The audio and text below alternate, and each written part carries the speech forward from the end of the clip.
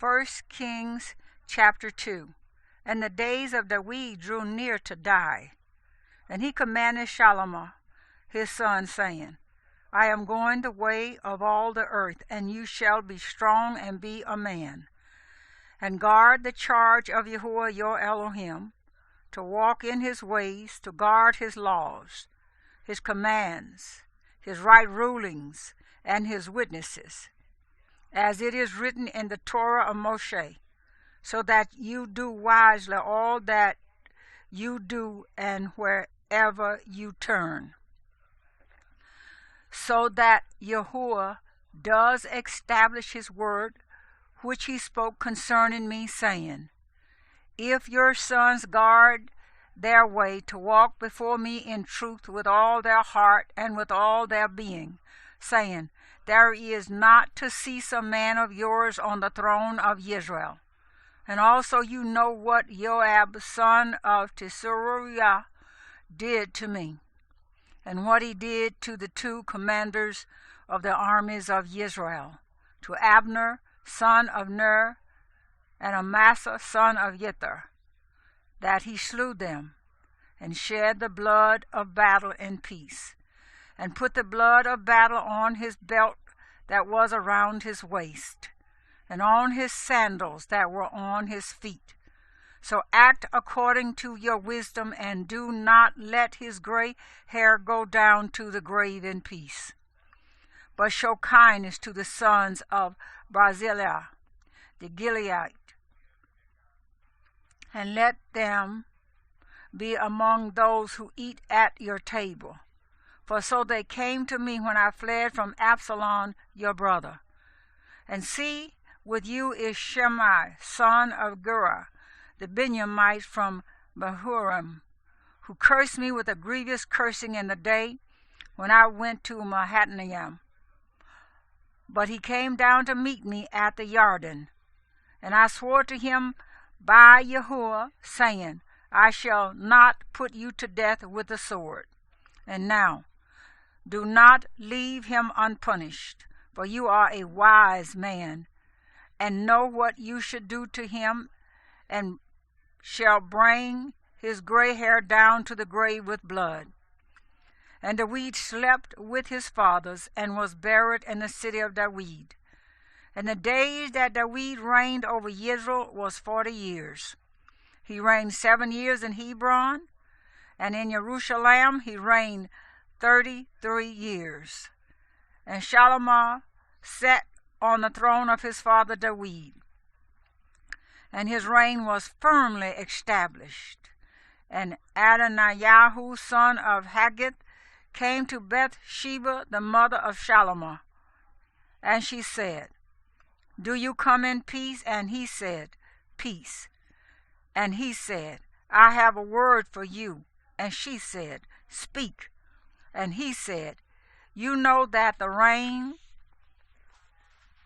was mine, and all Israel has set their faces toward me, that I should reign. But the reign has been turned around and has become my brother's, for it was his from Yahuwah.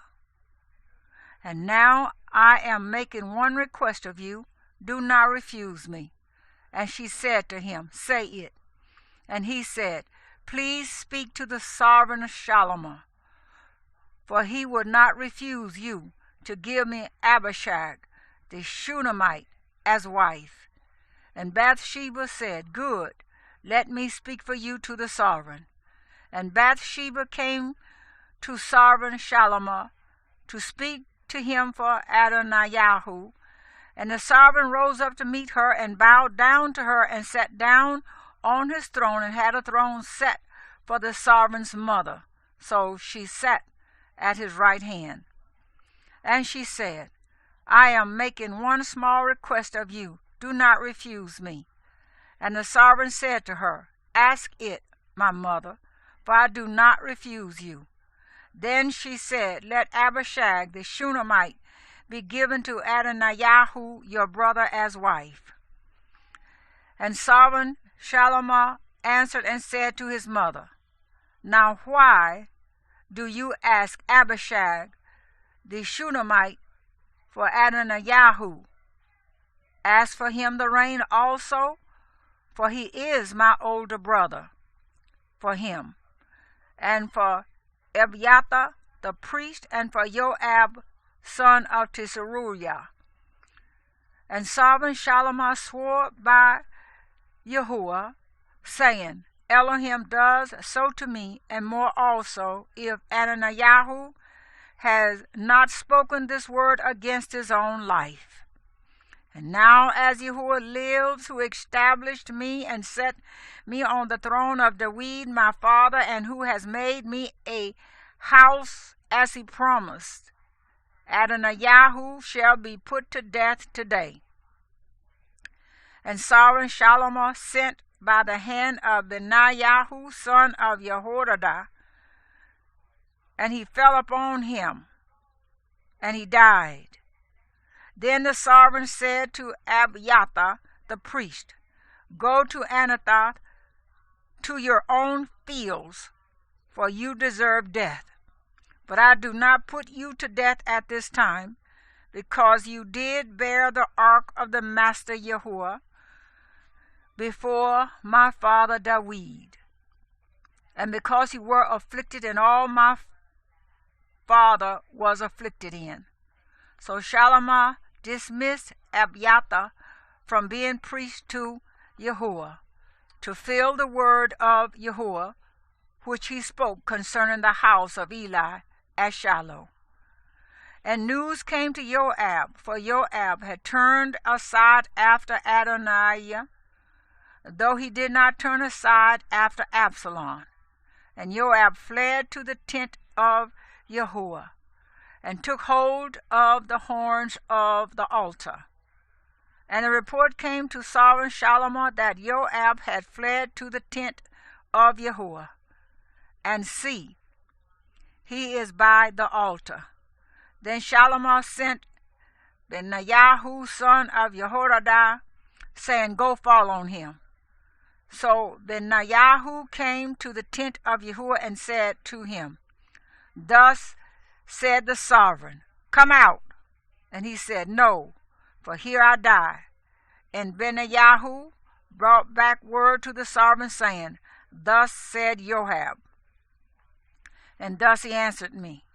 And the sovereign said to him, Do as he has said, and fall upon him, and you shall bury him, so that you take away from me and from the house of my father the blood which Joab shed without cause. Thus Yahuwah shall return his blood on his head, because he had fallen on 2 men more righteous and better than he, and slew them with the sword, while my father David did not know it. Abner, son of Ner, commander of the army of Israel, and Amasa, son of Yither, commander of the army of Yehudah. So shall their blood return upon the head of Joab, and upon the head of his seed forever. But upon David and his seed, upon his house and his throne, there is to be peace forever from Yahuwah. Then Benaiah, son of Jehoiada, went up and fell upon him and put him to death. And he was buried in his own house in the wilderness. And the sovereign put Benaiah, son of Jehoiada, in his place over the army, and the sovereign put Zadok the priest in the place of Abiathar. And the sovereign sent and called for Shimei, and said to him, Build yourself a house in Jerusalem, and dwell there, and do not go out from there anywhere. And it shall be, on the day you go out and pass over the Wadi Kidron, know for certain that you shall die. Your blood is on your own head. And Shammai said to the sovereign, The word is good. As my master the sovereign has said, so your servant does. So Shammai dwelt in Jerusalem many days. And it came to be at the end of 3 years that 2 slaves of Shammai fled to Achish, son of Maacah, sovereign of Gath. And they informed Shammah, saying, See, your slaves are in Gath.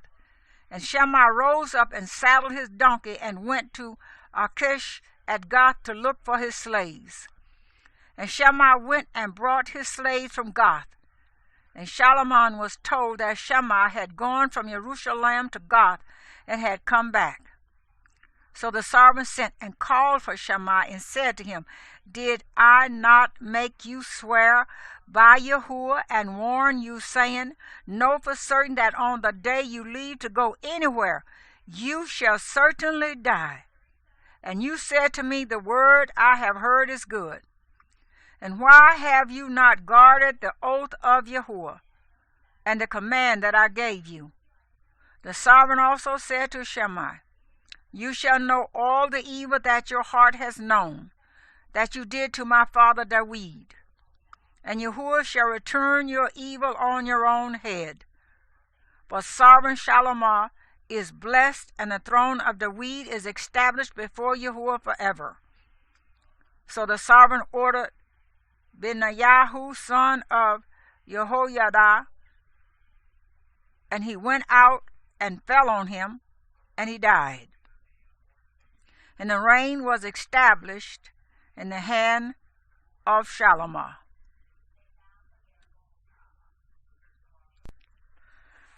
1 Kings chapter 3.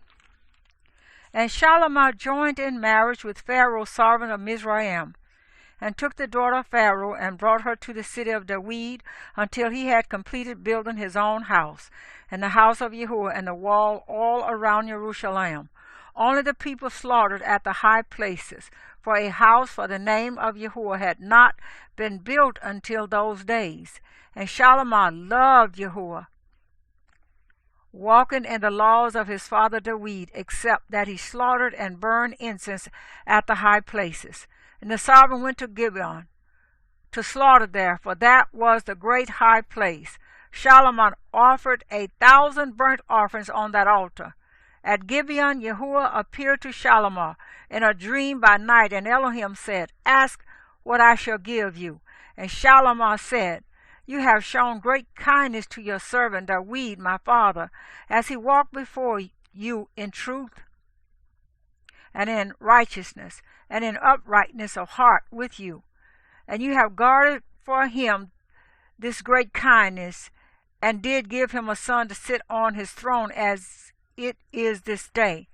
And now, O Yahuwah, my Elohim, you have set up your servant to reign instead of my father David. But I am a little child. I do not know how to go out or to come in. And your servant is in the midst of your people whom you have chosen, a great people, too numerous to be numbered or counted. Shall you then give to your servant an understanding heart to rule your people, to discern between good and evil? For who is able to rule this great people of yours? And the word was good in the eyes of Yahuwah, that Shalomah had asked this. So Elohim said to him, Because you have asked this, and have not asked long life for yourself, nor have asked riches for yourself, nor have asked the life of your enemies, but have asked for yourself discernment to understand right ruling, see, I shall do according to your words. See, I shall give you a wise and understanding heart, so that there was none like you before you, and none like you shall arise after you. And I shall also give you what you have not asked, both riches and esteem, so that there shall not be anyone like you among the sovereigns all your days. And if you walk in my ways to guard my laws and my commands, as your father David walked, then I shall prolong your days. And Shalomah awoke, and see, it was a dream. And he came into Jerusalem and stood before the ark of the covenant of Yahuwah, and offered up burnt offerings and made peace offerings, and he made a feast for all his servants. Then 2 women, whores, came to the sovereign and stood before him. And one woman said, O my master, this woman and I dwell in the same house, and I gave birth while she was in the house. And it came to be the 3rd day after I had given birth that this woman also gave birth, and we were together. There was no one else with us in the house, only the two of us in the house. Then this woman's son died in the night because she lay on him. And she rose up in the middle of the night and took my son from my side, while your female servant slept, and laid him in her bosom, and laid her dead child in my bosom. And I rose up in the morning to nurse my son, and I saw he was dead. But I looked at him closely in the morning, and saw he was not my son whom I had born. And the other woman said, No, but the living one is my son, and the dead one is your son. And the first woman said, No, for the dead one is your son, and the living one is my son. And they spoke before the sovereign. And the sovereign said, The one says, This is my son who lives, and your son is the dead one. While the other says, No, for your son is the dead one, and my son is the living one. And the sovereign said, Bring me a sword. So they brought a sword before the sovereign. And the sovereign said, Divide the living child in two, and give half to one, half to the other. And the woman whose child was living spoke to the sovereign, but she was overcome with compassion for her son. And she said, O my master, give her the living child, and by no means kill him. But the other said, Let him be neither mine nor yours, but divide him. And the sovereign answered and said, Give the first woman the living child, and by no means kill him. She is his mother. And all Israel heard of the right ruling which the sovereign had rendered, and they feared the sovereign, for they saw that the wisdom of Elohim was in him to do right ruling. Thank you. 1 Kings chapter 4. And it came to be that sovereign Shalamah was sovereign over all Israel. And these were his chief officials, Uzziah, son of Zadok the priest, Elihoreph and Ahiah, sons of Shasha, scribes, Jehoshaphat, son of Ahilud, the recorder, and Benayahu, son of Jehoiada, over the army, and Zadok and Abiathar the priest, and Azariah, son of Nathan, over the officers, Zebud, son of Nathan, a priest, friend of the sovereign, and Abishai over the household, and Adoniram, son of Abda, over the compulsory labor. And Shalamah had 12 governors over all Israel, who provided food for the sovereign and his household. Each one made provision for 1 month of the year, and these were their names: Ben-Hur in the mountains of Ephraim, Ben-Deker in Makatz, and Sha'albim, and Beth-Shemesh, and Elon Beth-Hanan, Ben-Hesed, and Arubath, Sukkot, and all the land of Hepher were his. Ben-Abinadab, all the height of Dor, Tophath, the daughter of Shalamah, became his wife. Baanah, son of Ahilud, in Tanakh, and Megiddo, and all Beth Shean, which is beside Tisarathan, below Yisrael, from Beth Shean to Abel Meholah, as far as the other side of Yaniam, Ben Gibor in Ramoth Gilead. The towns of Yair, son of Manasseh, in Gilead were his. The portion of Argob in Bashan, 60 large cities with walls and bronze gate bars were his. Abinadab, son of Iddu, in Mahatnaim, Hamatz in Naphtali. He also took Bashmath, the daughter of Shalamah, as wife. Baanah, son of Hushah, in Asher and in Aluth. Jehoshaphat, son of Peruah, in Yashaka. Shema, son of Elah, in Benjamin. Gibbah, son of Uri, in the land of Gilead, and the land of Sihon, sovereign of the Amorites, and of Og, sovereign of Bashan, and 1 governor was in the land. Yehudah and Yisrael were as numerous as the sand by the sea, eating and drinking and rejoicing. And Shalomah was ruling over all range from the river to the land of the Philistines, as far as the border of Mizraim. They did task work and served Shalomah all the days of his life. And Shalomah's food supply for one day was 30 cores of fine flour and 60 cores of meal, 10 fatted cattle and 20 cattle from the pastures, and 100 sheep, besides deer and gazelles and roebucks and fatted fowl. For he was ruling over all on this side of the river, from Tipsah even to Azah, over all the sovereigns on this side of the river, and he had peace on all sides round about him. And Yehudah and Israel dwelt safely, each man under his vine and his fig tree, from Dan as far as Beersheba, all the days of Shalomah. And Shalomah had 40,000 stalls of horses for his chariots, and 12,000 horsemen. And these governors, each one in his month, provided food for sovereign Shalomah, and for all who came to the table of sovereign Shalomah. There was no lack in their supply. They also brought barley and straw to the appointed place for the horses and steeds, each one according to his right ruling.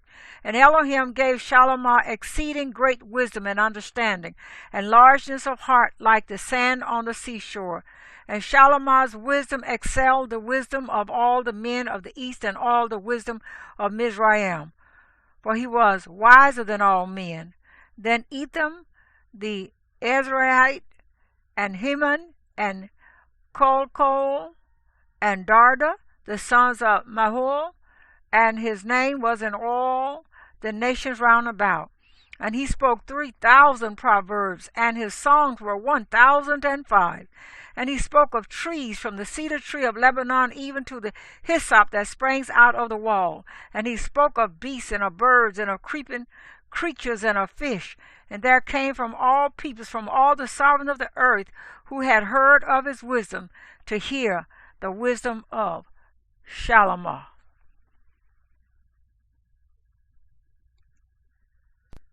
First Kings chapter 5. And Haran, sovereign of Tizah, sent his servants to Shalomah, because he heard that they had anointed him sovereign in place of his father. For Haran had always loved the weed. And Shalomah sent to Haran, saying, You know my father David was unable to build a house for the name of Yahuwah, his Elohim, because of the battles which were all around him, until Yahuwah put them under the soles of his feet. But now Yahuwah, my Elohim, has given me rest all around. There is neither adversary nor evil incident. And see, I intend to build a house for the name of Yahuwah, my Elohim, as Yahuwah spoke to my father David, saying, Your son, whom I set on your throne in your place, he does build the house for my name. And now, command that they cut down cedars for me from Lebanon, and let my servants be with your servants, and let me pay you wages for your servants according to whatever you pay. For you know there is none among us who knows to cut timber like the Tizonians. And it came to be, when Hiram heard the words of Shalomah, that he rejoiced greatly and said, Blessed be Yahuwah this day, for he has given David a wise son over this great people. And Hiram sent to Shalomah, saying, I have heard that which you sent to me. Let me do all you desire concerning the cedar and cypress logs. Let my servants bring them down from Lebanon to the sea. Then I put them in rafts by sea to the place you direct me, and I shall spread them out there. Then you take them up, while you do my desire by giving food for my household. And Hiram gave Shalomah cedar and cypress logs, all his desire. And Shalomah gave Hiram 20,000 cores of wheat as food for his household, and 20 cores of pressed oil. Thus Shalomah gave to Hiram year by year. And Yahuwah gave Solomon wisdom, as he promised him. And there was peace between Hiram and Solomon, and the two of them made a covenant. And sovereign Solomon raised up compulsory labor out of all Israel, and the compulsory labor was 30,000 men, and he sent them to Lebanon, 10,000 a month by courses.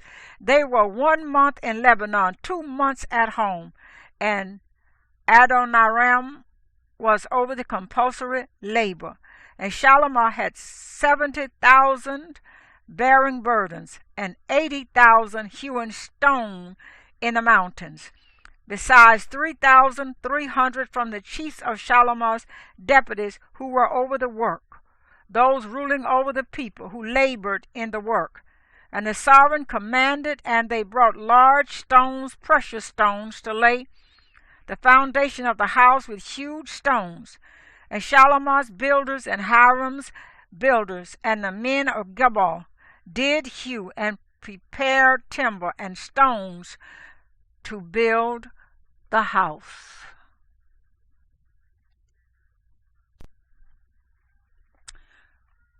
First Kings chapter 6. And it came to be in the 480th year after the children of Israel had come out of the land of Mizraim, in the 4th year of the reign of Solomon over Israel, in the month of Zai, which is the 2nd month, that he began to build the house of Yahuwah. And the house which sovereign Solomon built for Yahuwah was 60 cubits long, and 20 wide, and 30 cubits high. And the porch at the front of the hekel of the house was 20 cubits long, according to the breadth of the house, and its width 10 cubits from the front of the house. And he made for the house windows with narrowed frames. And against the wall of the house he built rooms all around, against the walls of the house, all around the hekel and the speaking place. Thus he made side rooms all around. The lowest side room was 5 cubits wide, and the middle one was 6 cubits wide, and the third one was 7 cubits wide. For he made narrow ledges around the outside of the house, so as not to lay hold on the walls of the house. And the house, when it was being built, was built with finished stone made ready beforehand, so that no hammer or chisel or any iron tool was heard in the house while it was being built. The doorway for the middle side room was on the right side of the house, and they went up by stairs to the middle side rooms, and from the middle to the third. So he built the house and completed it, and he paneled the house with beams and boards of cedar. And he built the side rooms of the structure against all the house, each 5 cubits high, and they were fastened to the house with cedar beams.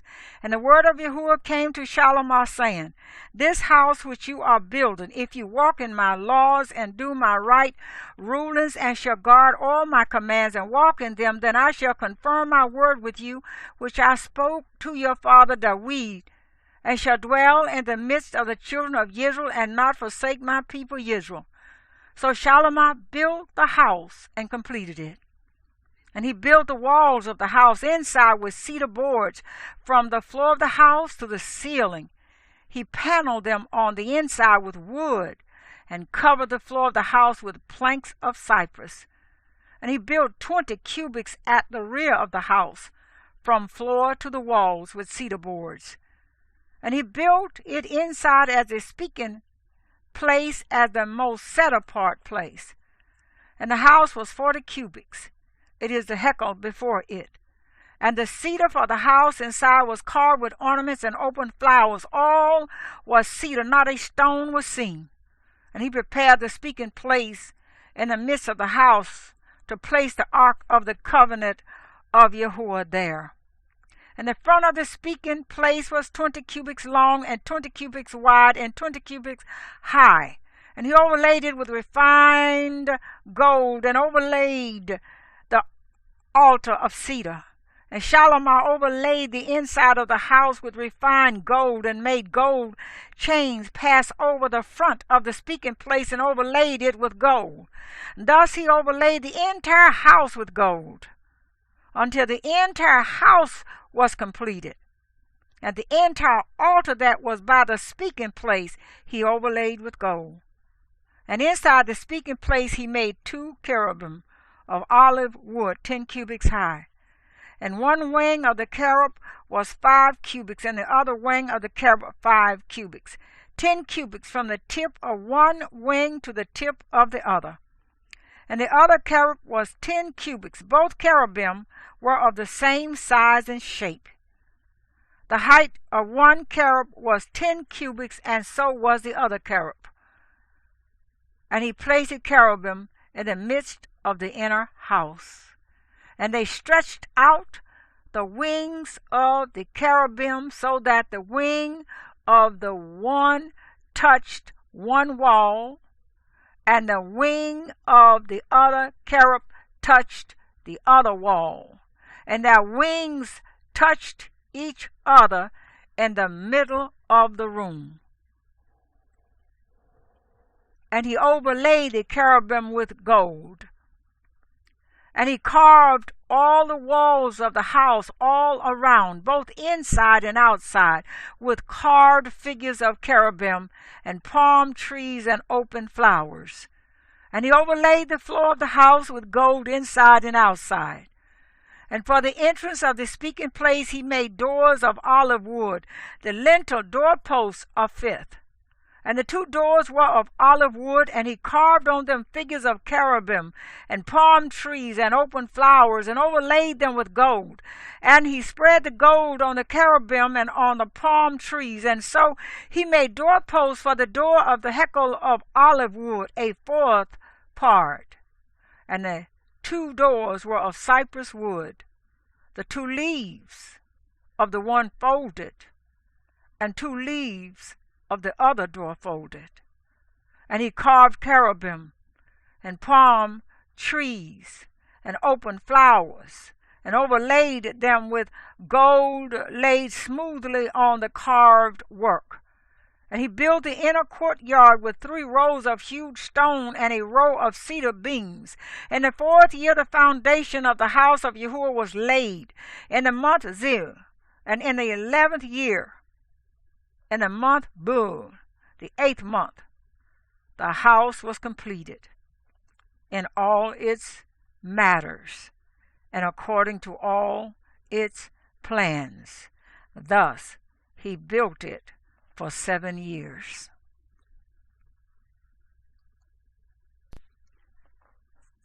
1 Kings chapter 7. And Shalomar built his own house for 13 years, and he completed his entire house. And he built the house of the forest of Lebanon. It was 100 cubits long, and 50 cubits wide, and 30 cubits high, with 4 rows of cedar columns and cedar beams on the columns. And it was paneled with cedar above the beams that were on 45 columns, 15 to a row. And there were windows with narrowed frames and 3 rows, and window was opposite window 3 times. And all the doorways and doorposts had square frames. And window was opposite window 3 times. And he made the porch of the columns 50 cubits long and 30 cubits wide. And the porch was in front of them, and the columns and the roof was in front of them. And he made a hall for the throne, the hall of right ruling, where he ruled. And it was paneled with cedar from floor to floor. And the house where he was to dwell, in the other courtyard within the hall, was of like workmanship. And Shalomar made a house like this hall for Pharaoh's daughter, whom he had taken. All of these were of precious stone, hewed to size, sawed with a saw, inside and out, from the foundation to the coping, and also on the outside to the great courtyard. And the foundation was of precious stone, large stones, stones of 10 cubits and stones of 8 cubits. and above were precious stones hewed to size and cedar wood. So the great courtyard all around had 3 rows of huge stones and a row of cedar beams, as was the inner courtyard of the house of Yahuwah, and the porch of the house. And Sovereign Shalimar sent and brought Hiram from Tizar. He was the son of a widow from the tribe of Naphtali, and his father was a man of Tizar, a bronze worker. And he was filled with wisdom and understanding and skill, and working with all kinds of bronze work. So he came to Sovereign Shalimar and did all his work. And he cast 2 columns of bronze, each one 18 cubits high, and a line of 12 cubits measured the circumference of each.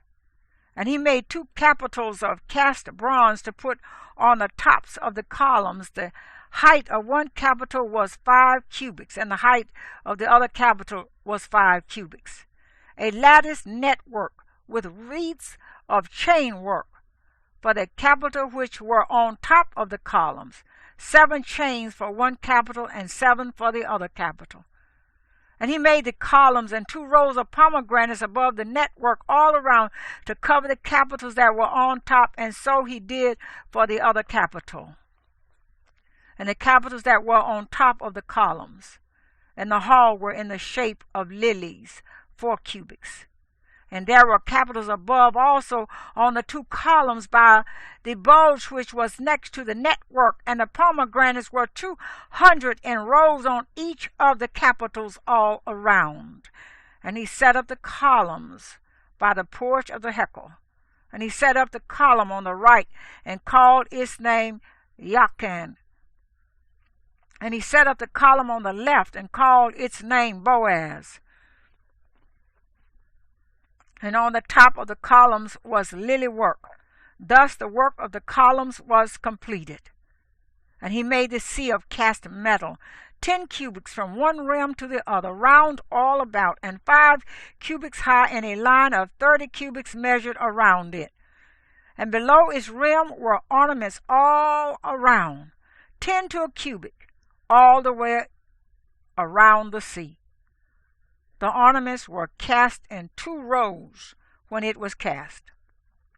It stood on 12 oxen, 3 facing north, and 3 facing west, and 3 facing south, and 3 facing east, and the sea was set upon them, and all their back parts were inward.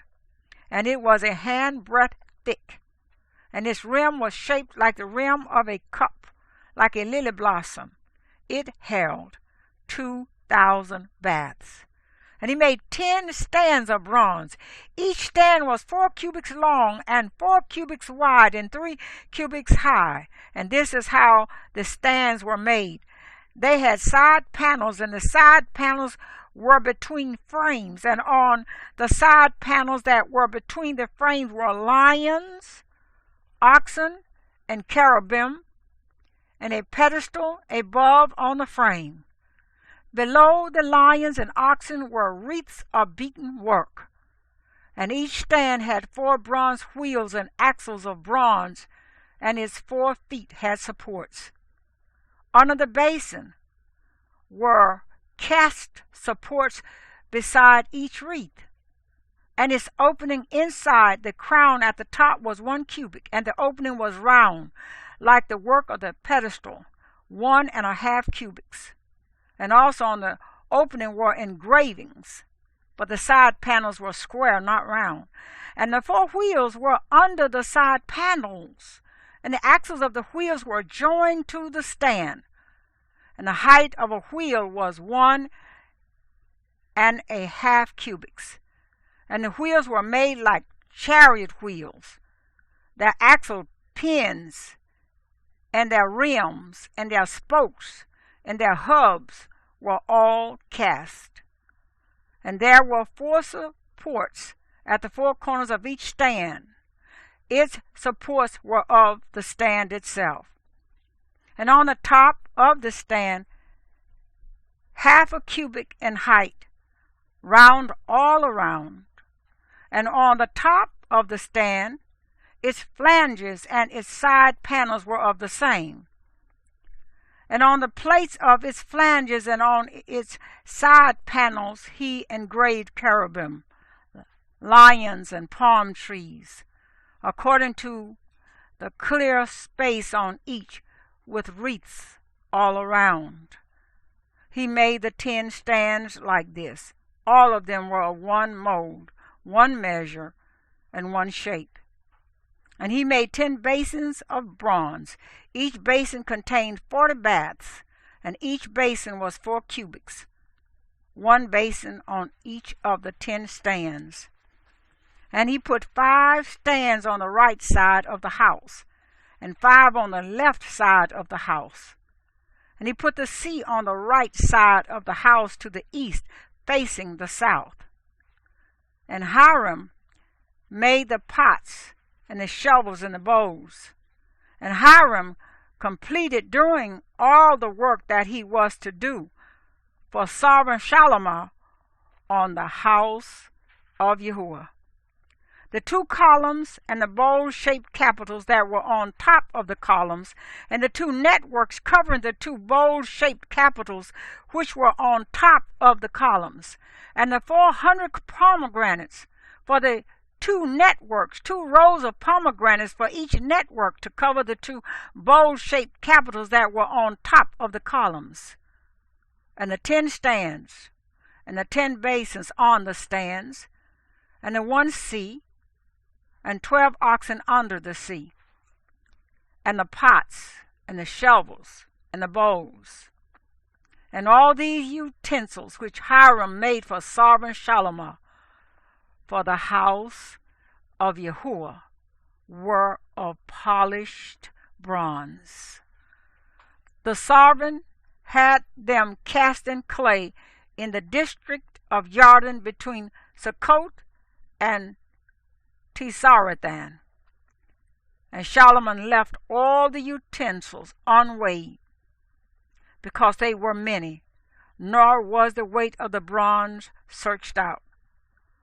So Solomon made all the utensils for the house of Yahuwah, the altar of gold, and the table of gold on which was the showbread, and the lampstands of refined gold, 5 on the right side and 5 on the left in front of the speaking place, with the flowers and the lamps and the snuffers of gold, and the basins and the snuffers and the bowls and the ladles, and the fire holders of refined gold, and the hinges of gold, both for the doors of the inner house, the most set-apart place, and for the doors of the house of the Hekel. Thus all the work which sovereign Shalomah had done for the house of Yahuwah was completed. And Shalomah brought in the set-apart items of his father David, the silver and the gold and the utensils, and he put them in the treasuries of the house of Yahuwah.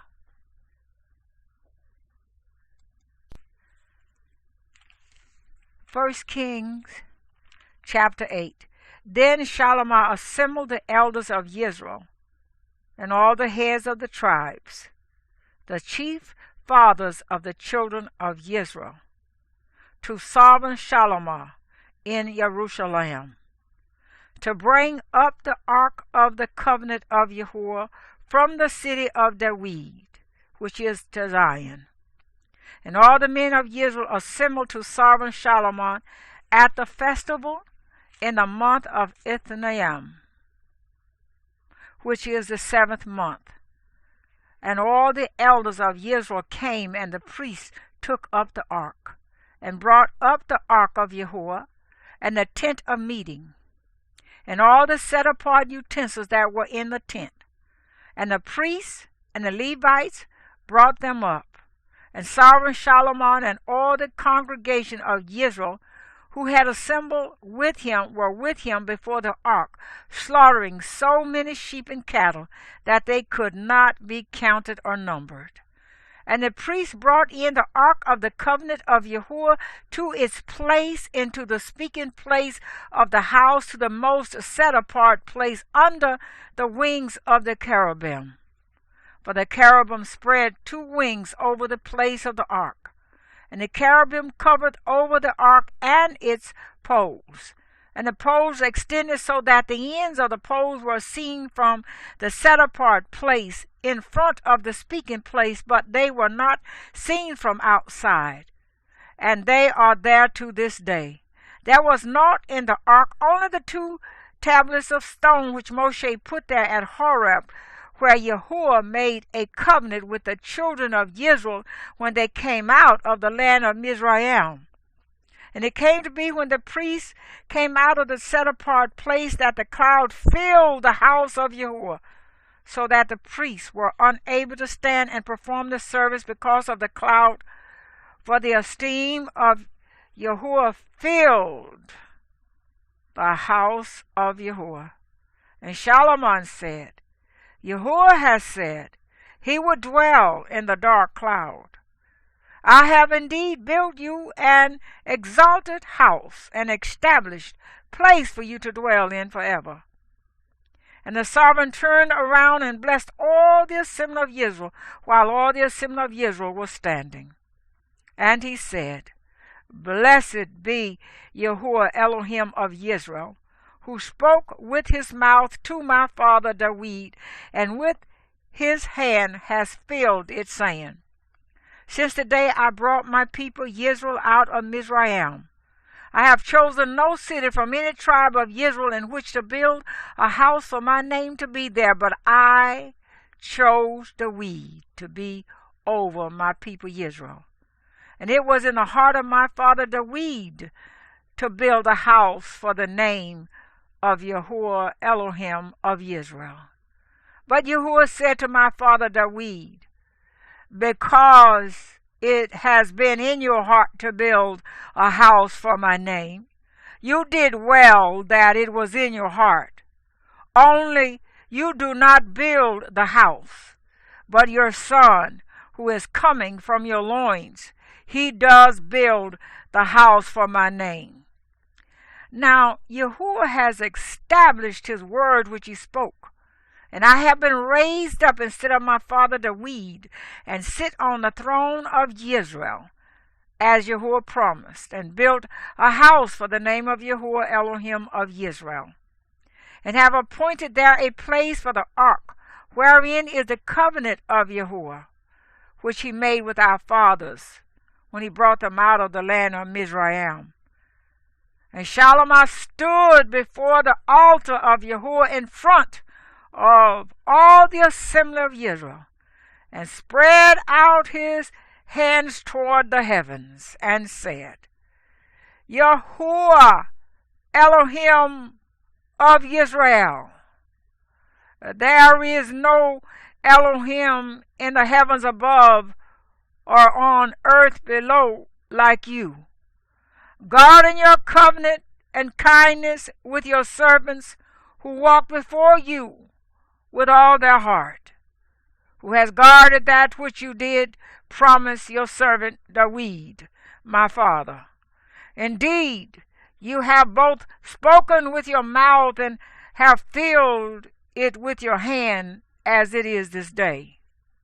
And now, Yahuwah Elohim of Israel, guard what you promised your servant David, my father, saying, There is not to cease a man of yours before me, sitting on the throne of Israel, only if your sons guard their way to walk before me as you have walked before me. And now, O Elohim of Israel, please let your word come true, which you have spoken to your servant David, my father. For is it true, Elohim dwells on the earth? See, the heavens and the heavens of the heavens are unable to contain you. How much less this house which I have built?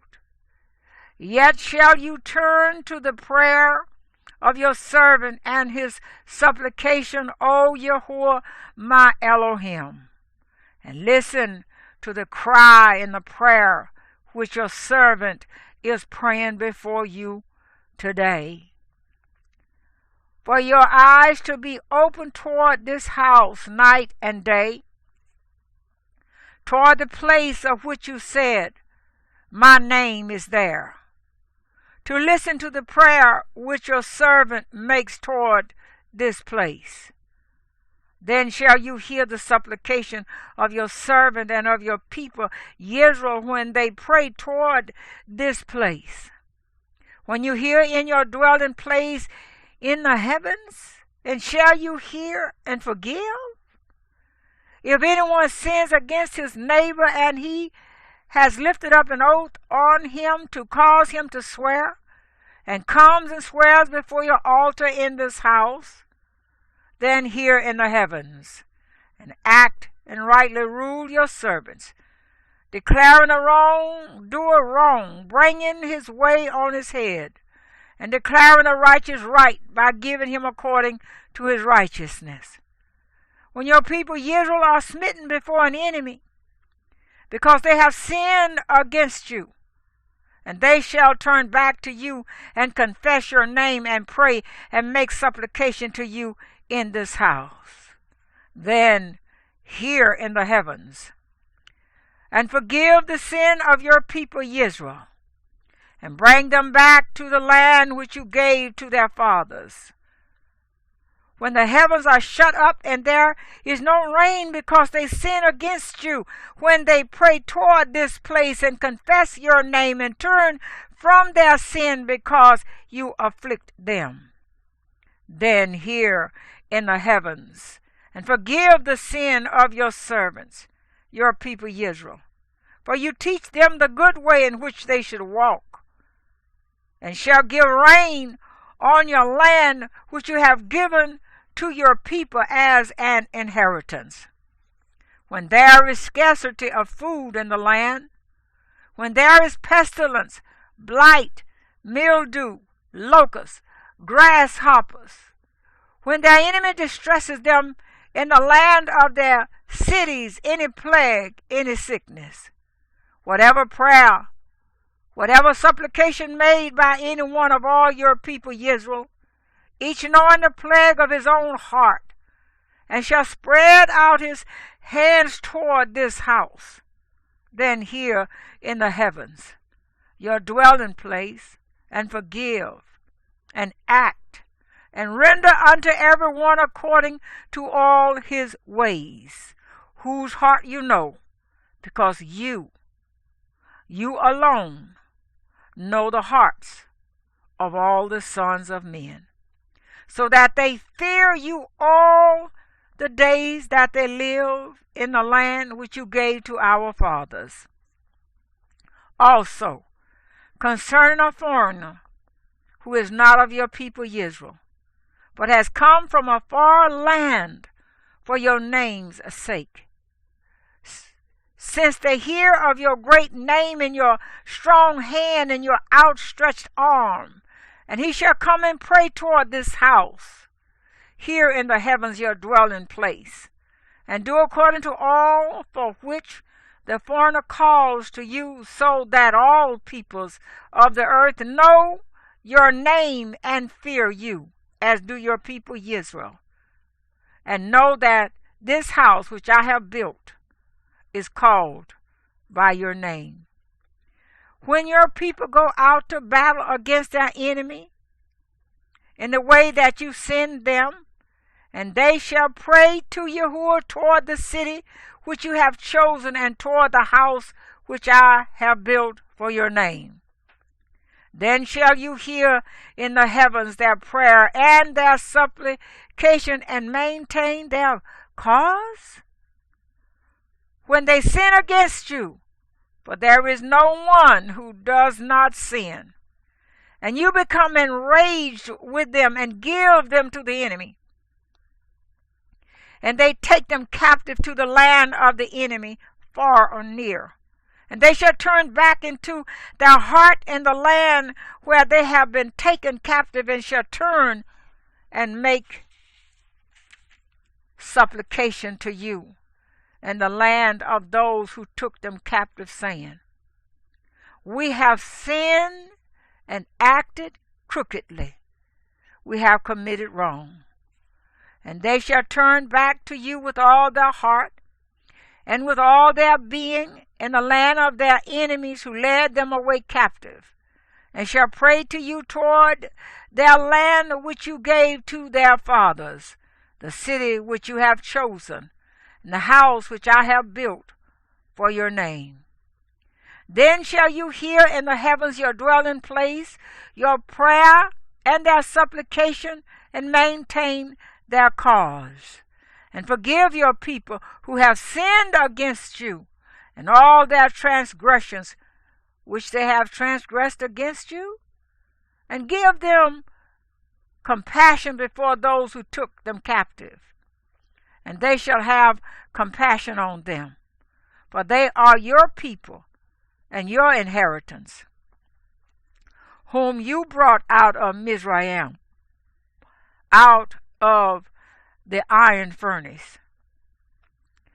Let your eyes be open to the supplication of your servant and the supplication of your people Israel, to listen to them whenever they call to you, for you have separated them unto yourself for an inheritance out of all the peoples of the earth, as you spoke by the hand of your servant Moshe, when you brought our fathers out of Mizraim, O Master Yahuwah. And it came to be, when Shalomah had ended praying all this prayer and supplication to Yahuwah, that he rose up from before the altar of Yahuwah, from kneeling on his knees with his hands spread up to the heavens. And he stood and blessed all the assembly of Israel with a loud voice, saying, Blessed be Yahuwah, who has given rest to his people Israel, according to all that he promised. There has not failed one word of all his good word, which he promised through his servant Moshe. Yahuwah our Elohim is with us, as he was with our fathers. He does not leave us nor forsake us, to incline our hearts to himself, to walk in all his ways, and to guard his commands and his laws and his right rulings which he commanded our fathers. And let these words of mine with which I have made supplication before Yahuwah be near Yahuwah our Elohim day and night, to maintain the cause of his servant and the cause of his people Israel, the matter of each day in its day, so that all the peoples of the earth might know that Yahuwah is Elohim. There is no one else. Let your heart therefore be perfect to Yahuwah our Elohim, to walk in his laws and guard his commands as at this day. And the sovereign and all Israel with him made slaughterings before Yahuwah. And Shalomah brought peace offerings, which he slaughtered to Yahuwah, 22,000 bulls and 120,000 sheep. Thus the sovereign and all the children of Israel dedicated the house of Yahuwah.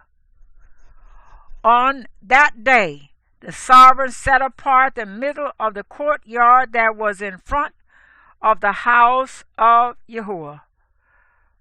For there he made burnt offerings, and the grain offerings, and the fat of the peace offerings, because the bronze altar that was before Yahuwah was too small to contain the burnt offerings, and the grain offerings, and the fat of the peace offerings.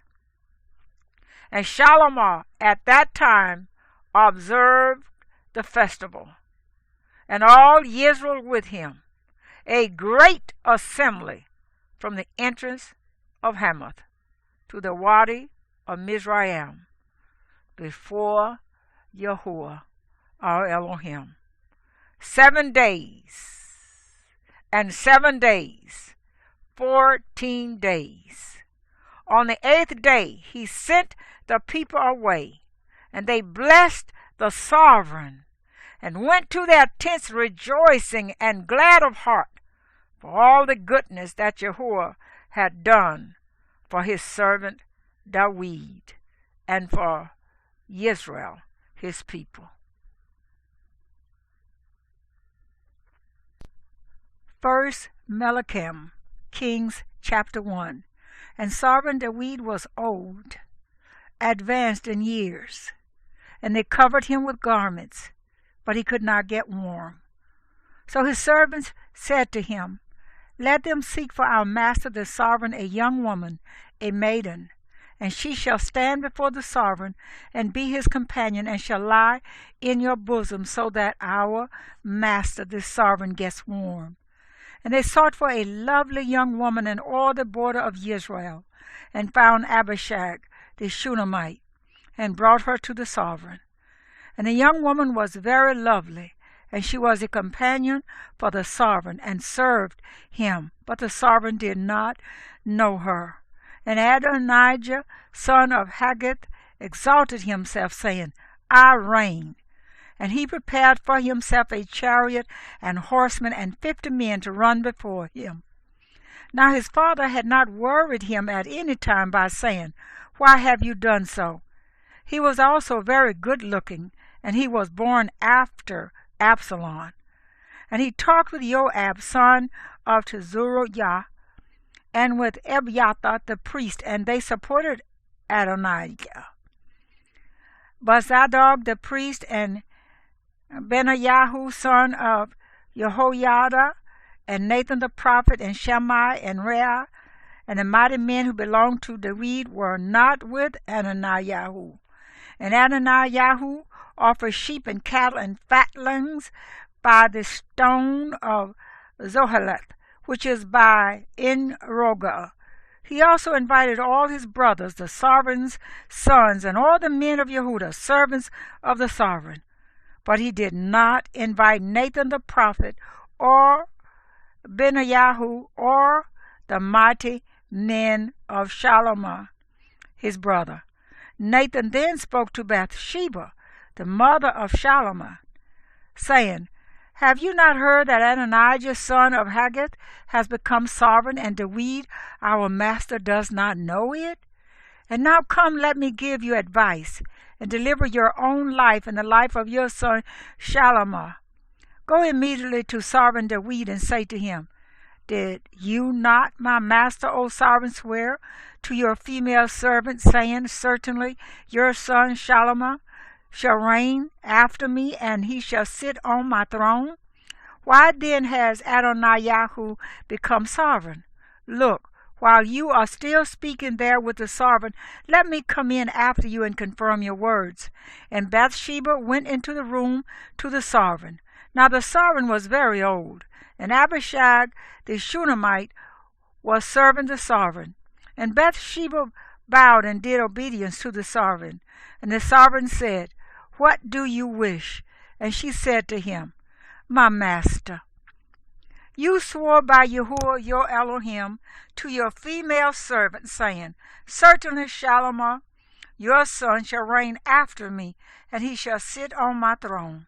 And now look, Adonijah has become sovereign, and now my master the sovereign, you do not know about it.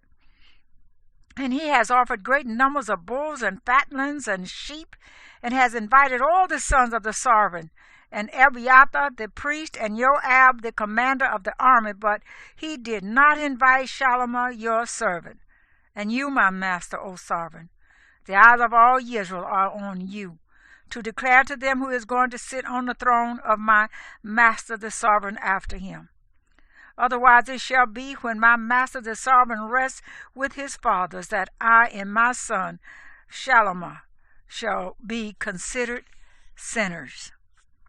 And see, while she was still speaking with the sovereign, Nathan the prophet also came in. So they informed the sovereign, saying, Here is Nathan the prophet. And when he came in before the sovereign, he bowed down before the sovereign with his face to the ground. And Nathan said, My master, O sovereign, have you said, Adonijah shall reign after me, and he shall sit on my throne? For he has gone down today and has offered great numbers of bulls and fatlings and sheep, and has invited all the sovereign's sons and the commanders of the army, and Abiathar the priest, and look, they are eating and drinking before him. And they say, Let sovereign Adonijah live. But he has not invited me your servant, nor Zadok the priest, nor Benaiah, son of Jehoiada, nor your servant Shalomah. If this matters from my master the sovereign, then you did not let your servant know who should sit on the throne of my master the sovereign after him.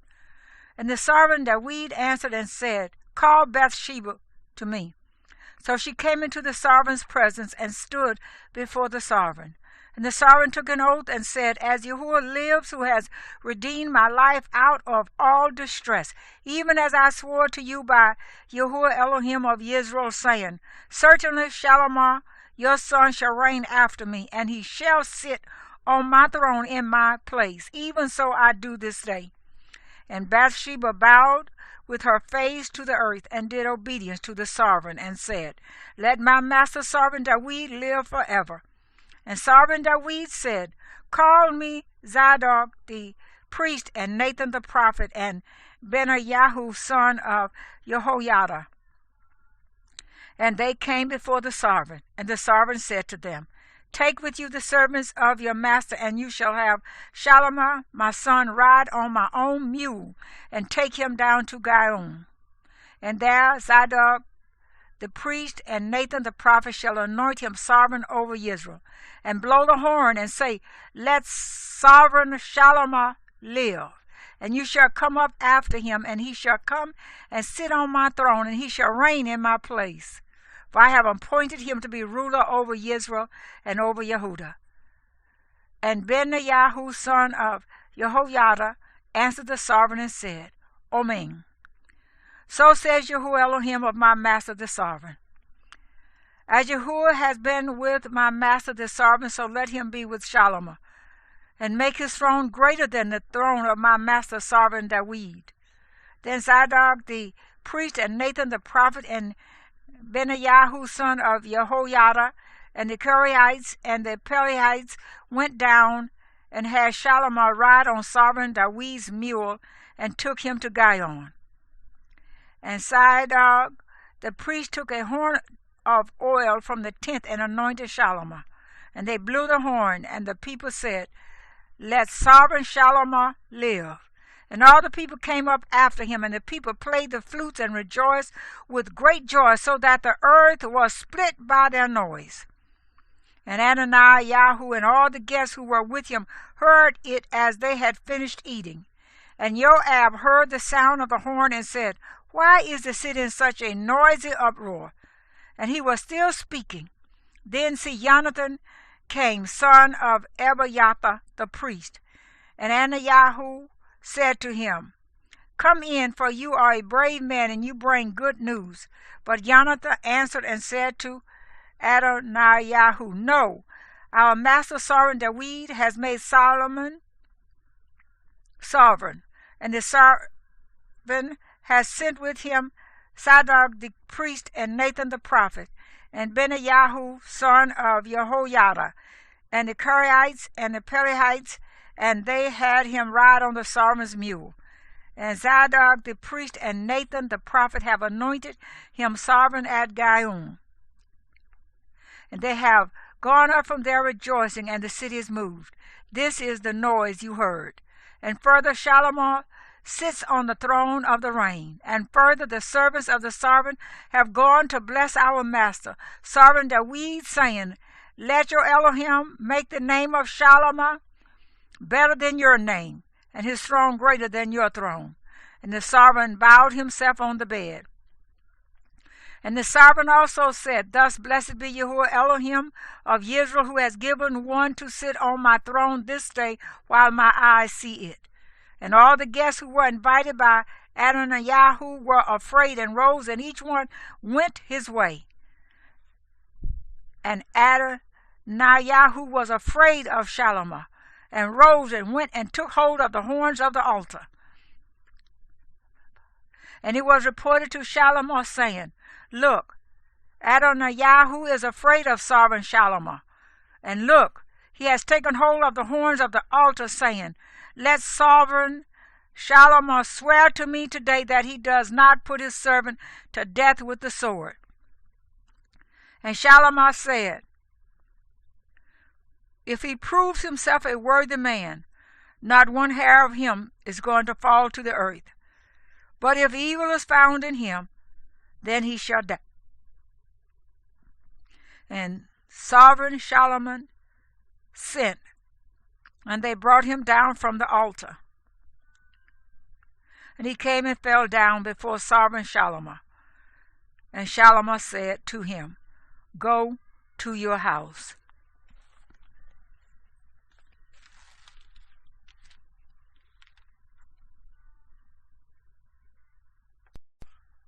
First Kings chapter 9.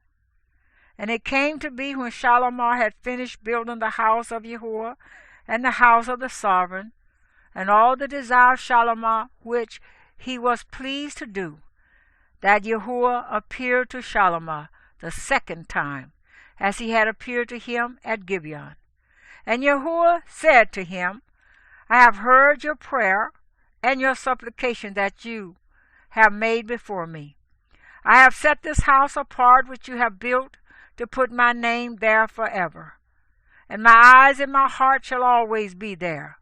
And you, if you walk before me as your father David walked, in integrity of heart and in uprightness, to do according to all that I have commanded you, if you guard my laws and my right rulings, then I shall establish the throne of your reign over Israel forever, as I promised David your father, saying, There is not to cease a man of yours on the throne of Israel. If you at all turn back, you or your sons, from following me, and do not guard my commands, my laws, which I have set before you, but shall go and serve other mighty ones and bow yourselves to them, then I shall cut off Israel from the face of the soil which I have given them, and send away from my presence this house which I have set apart for my name. And Israel shall be a proverb and a mockery among all the peoples. And this house which has been exalted, everyone who passes by it shall be astonished, and hiss and say, Why has Yahuwah done thus to this land and to this house? Then they shall say, Because they have forsaken Yahuwah their Elohim, who brought their fathers out of the land of Mizraim. And they embraced other mighty ones and bowed themselves to them and served them. That is why Yahuwah has brought all this evil on them. And it came to be at the end of 20 years that Shalomah had built the two houses, the house of Yahuwah and the house of the sovereign. Hiram, the sovereign of Tizar, had supplied Shalomah with cedar and cypress and gold, as much as he desired. Then sovereign Shalomah gave Hiram 20 cities in the land of Galil. And Hiram came from Tizar to see the cities which Shalomah had given him, but they were not right in his eyes. And he said, What are these cities you have given me, my brother? And he called them the land of Kabul, as they are to this day. And Hiram sent the sovereign 120 talents of gold. And this is the purpose of the compulsory labor which sovereign Shalomah raised to build the house of Yahuwah. and his own house, and Millo, and the wall of Jerusalem, and Hatzor, and Megiddo, and Gezer. Pharaoh, sovereign of Mizraim, had gone up and taken Gezer, and burned it with fire, and had slain the Canaanites who dwelt in the city, and had given it as a payment for the bride to his daughter, Shalamon's wife. And Shalomon built Gezer, and Lower Beth Horon, and Bahalat, and Tamar, in the wilderness, in the land of Yehudah, and all the storage cities that Shalomon had, and cities for his chariots, and cities for his cavalry, and whatever Shalomon desired to build in Jerusalem, and in Lebanon, and in all the land of his rule. All the people who were left of the Amorites, the Hittites, the Perizzites, the Hivites, and the Jebusites, who were not of the children of Israel. Their descendants who were left in the land after them, whom the children of Israel had not been able to destroy completely, from these Shalomon raised compulsory labor as it is to this day. But Shalomon did not make slaves of the children of Israel, because they were men of battle, and his servants, and his rulers, and his officers, and commanders of his chariots, and his cavalry. These were the chiefs of the officials who were over the work of Shalomon, 550, who ruled over the people who did the work. But the daughter of Pharaoh came up from the city of David to her house that he built for her. Then he built Millo, and 3 times a year Shalomon brought burnt offerings and peace offerings on the altar which he had built for Yahuwah. And he burned incense with that which was before Yahuwah, thus gave completeness to the house. And sovereign Shalomon built a fleet of ships at Etzion Gibber, which is near Etlath, on the shore of the Sea of Reeds, in the land of Edom. And Hiram sent his servants with the fleet, seamen who knew the sea, to work with the servants of Shalomon. And they went to Ophir, and took 420 talents of gold from there, and brought it to sovereign Shalomon. 1 Kings chapter 10. And the sovereigness of Sheba heard of the report of Shalomon concerning the name of Yahuwah, and came to try him with hard questions.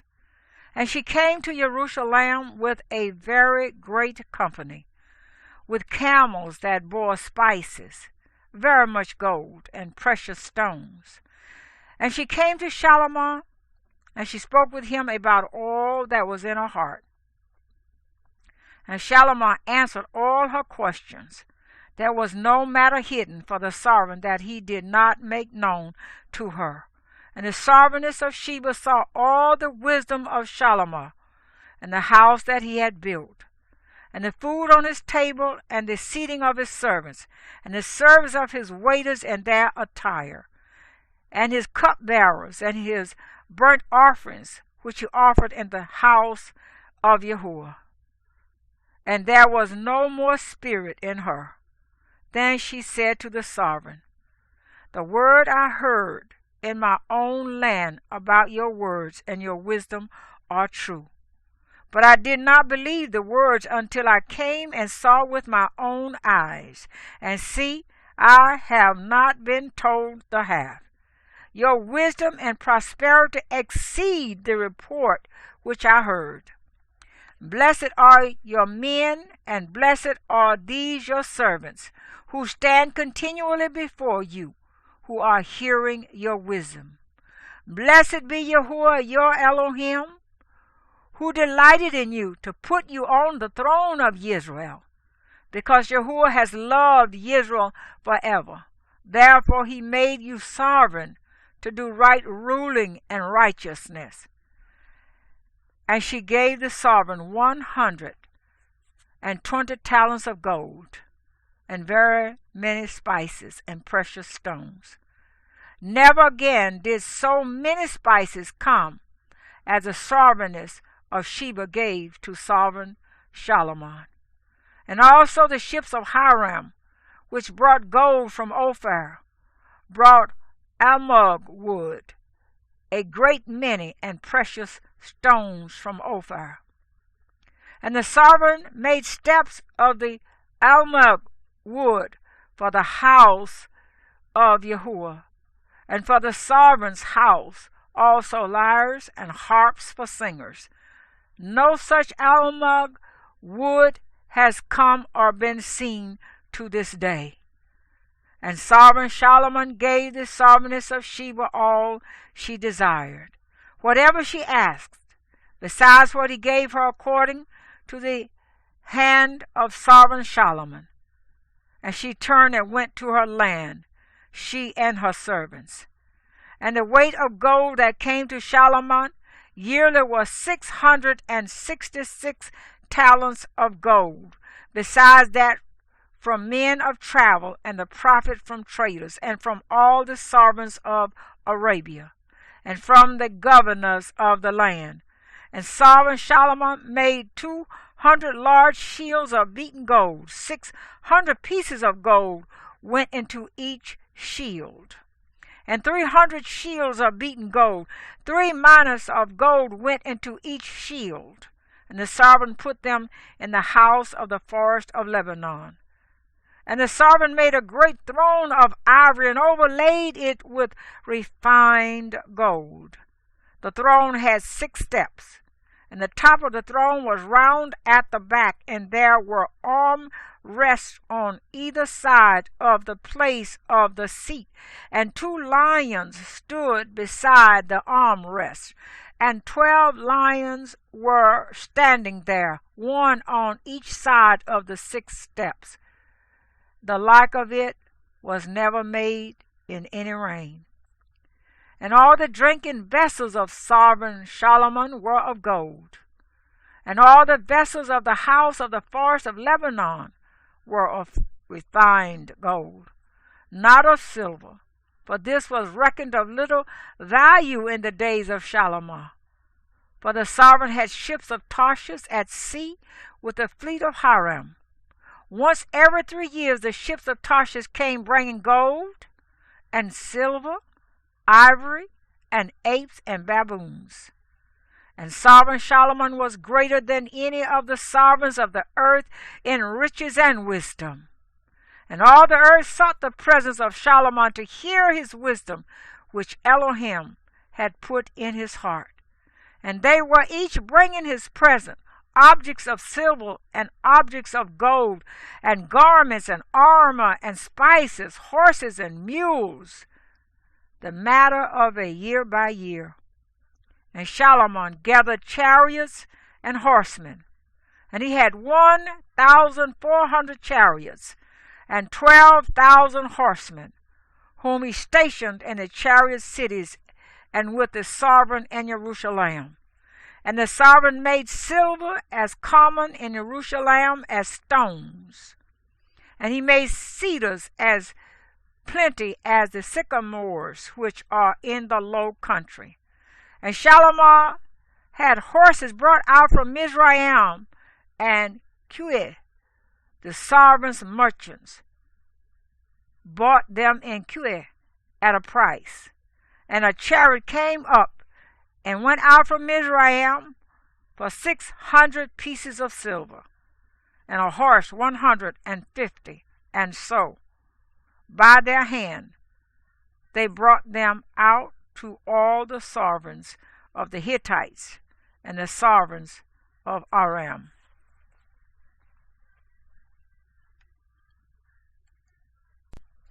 First Kings chapter 11. And sovereign Solomon loved many foreign women in addition to the daughter of Pharaoh, Moabite, Ammonite, Edomite, Zidonian, and Hittite women, from the nations of whom Yahuwah had said to the children of Israel, You do not go into them, and they do not go into you, for they shall certainly turn away your hearts after their mighty ones. Solomon clung to these in love, and he had 700 wives, princesses, and 300 concubines, and his wives turned away his heart. And it came to be when Solomon was old, that his wives turned away his heart after other mighty ones, and his heart was not perfect with Yahuwah his Elohim, as was the heart of his father David. And Solomon went after Ashtaroth, the mighty one of the Zidonians, and after Milcom, the abomination of the Ammonites. Thus Solomon did evil in the eyes of Yahuwah, and did not follow Yahuwah completely like his father David. Then Solomon built a high place for Chemosh, the abomination of Moab, on the hill that is east of Jerusalem, and for Moloch, the abomination of the children of Ammon. And so he did for all his foreign wives, who burned incense and slaughtered to their mighty ones.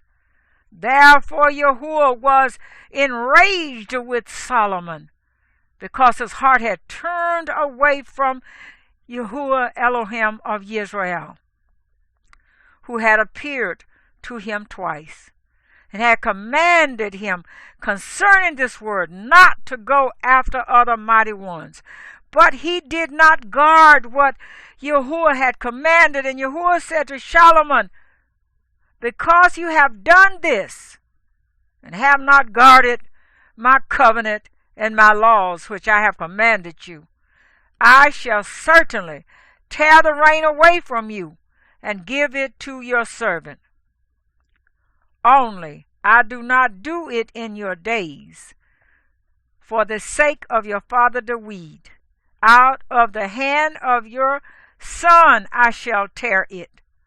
Only I shall not tear away all the rain, but give one tribe to your son for the sake of my servant David, and for the sake of Jerusalem, which I have chosen. And Yahuwah raised up an adversary against Solomon, Hadad the Edomite. He was of the seed of the sovereign in Edom. And it came to be, when David was in Edom, and Joab, the commander of the army, had gone up to bury the slain, after he had smitten every male in Edom. Joab remained there with all Israel for 6 months, until every male in Edom was cut off. That Hadad fled to go to Mizraim, he and certain Edomites of his father's servants with him, while Hadad was still a little child. And they arose from Midian, and came to Paran, and took men with them from Paran, and came to Mizraim, to Pharaoh, sovereign of Mizraim, who gave him a house, and ordered food for him, and gave him land. And Hadad found much favor in the eyes of Pharaoh, so that he gave him as wife the sister of his own wife, the sister of Sovereigness Taphanes. And the sister of Taphanes bore him Genubath his son, whom Taphanes weaned in Pharaoh's house. And Genubath was in the house of Pharaoh among the sons of Pharaoh. And Hadad heard in Mizraim that David slept with his fathers, and that Joab the commander of the army was dead. And Hadad said to Pharaoh, let me go to my land. And Pharaoh said to him, but what have you lacked with me, that you are now seeking to go to your own land? And he answered, no, but please let me go. And Elohim raised up another adversary against him, Rezon, son of Eliada, who had fled from his master, Adonijah, sovereign of Jezebel, and gathered men to him, and became commander over a raiding band. When David slew those of Jezebel, and they went to Damascus, and dwelt there, and reigned in Damascus. And he was an adversary of Israel all the days of Solomon, besides the trouble that Hadad caused, and he was hostile to Israel, and reigned over Aram. And a servant of Solomon, Jeroboam, son of Nebat, an Ephraimite from Tesoradah, whose mother's name was Tesoruah, a widow, also lifted up a hand against the sovereign. And this is what caused him to lift up a hand against the sovereign. Solomon had built Millo, repairing the breaks in the city of David his father. And the man Jeroboam was a brave man. And Solomon, seeing that the young man was doing his work well, made him the officer over all the compulsory labor of the house of Joseph. And it came to be at that time when Jeroboam went out of Jerusalem that the prophet Ahijah the Shilonite met him on the way. And he was wearing a new garment, and the two were alone in the field. And Ahijah took hold of the new garment that was on him, and tore it into 12 pieces, and said to Jeroboam, "Take for yourself 10 pieces, for thus said Yahuwah, the Elohim of Israel, see, I am tearing the reign out of the hand of Solomon, and shall give 10 tribes to you. But he shall have 1 tribe for the sake of my servant David, and for the sake of Jerusalem, the city which I have chosen out of all the tribes of Israel, because they have forsaken me, and bowed themselves to Ashereth, the mighty one of the Sidonians, to Chemosh, the mighty one of the Moabites, and to Milcom, the mighty one of the children of Ammon, and have not walked in my ways, to do what is right in my eyes, and my laws and my right rulings, as did his father David.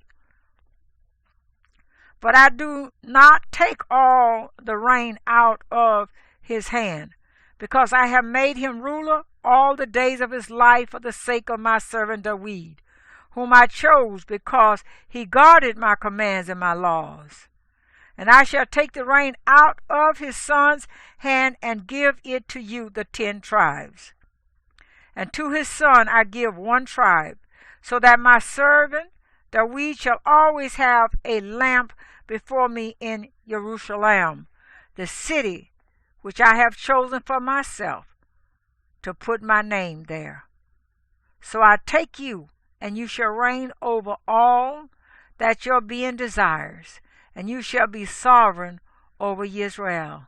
And it shall be, if you obey all that I command you, and shall walk in my ways, and do what is right in my eyes, to guard my laws and my commands, as my servant David did, then I shall be with you, and build for you a steadfast house, as I built for David, and shall give Israel to you.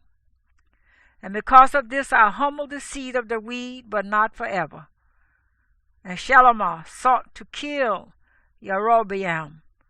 But Jeroboam rose up and fled to Mizraim, to Shishak, sovereign of Mizraim, and was in Mizraim until the death of Solomon. And the rest of the acts of Solomon, all that he did, and his wisdom, are they not written in the book of the acts of Solomon? And the days that Solomon reigned in Jerusalem over all Israel was 40 years. So Solomon slept with his fathers, and was buried in the city of David his father. And Rehoboam his son reigned in his place. 1 Kings chapter 12. And Rehoboam went to Shechem, for all Israel had gone to Shechem to set him up to reign.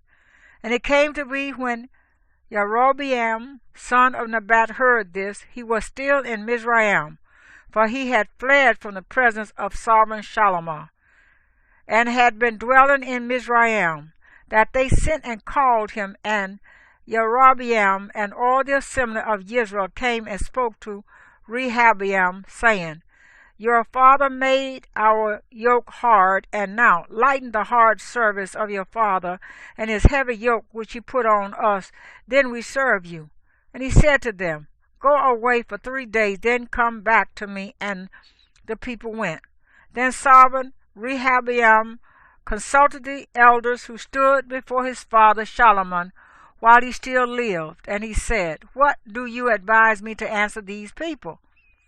And they spoke to him, saying, If you are a servant to these people today, and shall serve them, and shall answer them, and speak good words to them, then they shall be your servants all the days. But he ignored the advice the elders gave him, and consulted the young men who had grown up with him, who stood before him. And he said to them, What advice do you give?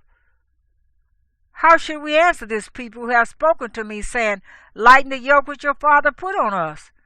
And the young men who had grown up with him spoke to him, saying, Say this to this people who have spoken to you, saying, Your father made our yoke heavy, but you make it light on us. Say this to them, My little finger is thicker than my father's waist, and now my father laid a heavy yoke on you, but I add to your yoke. My father flogged you with whips, but I flog you with scourges.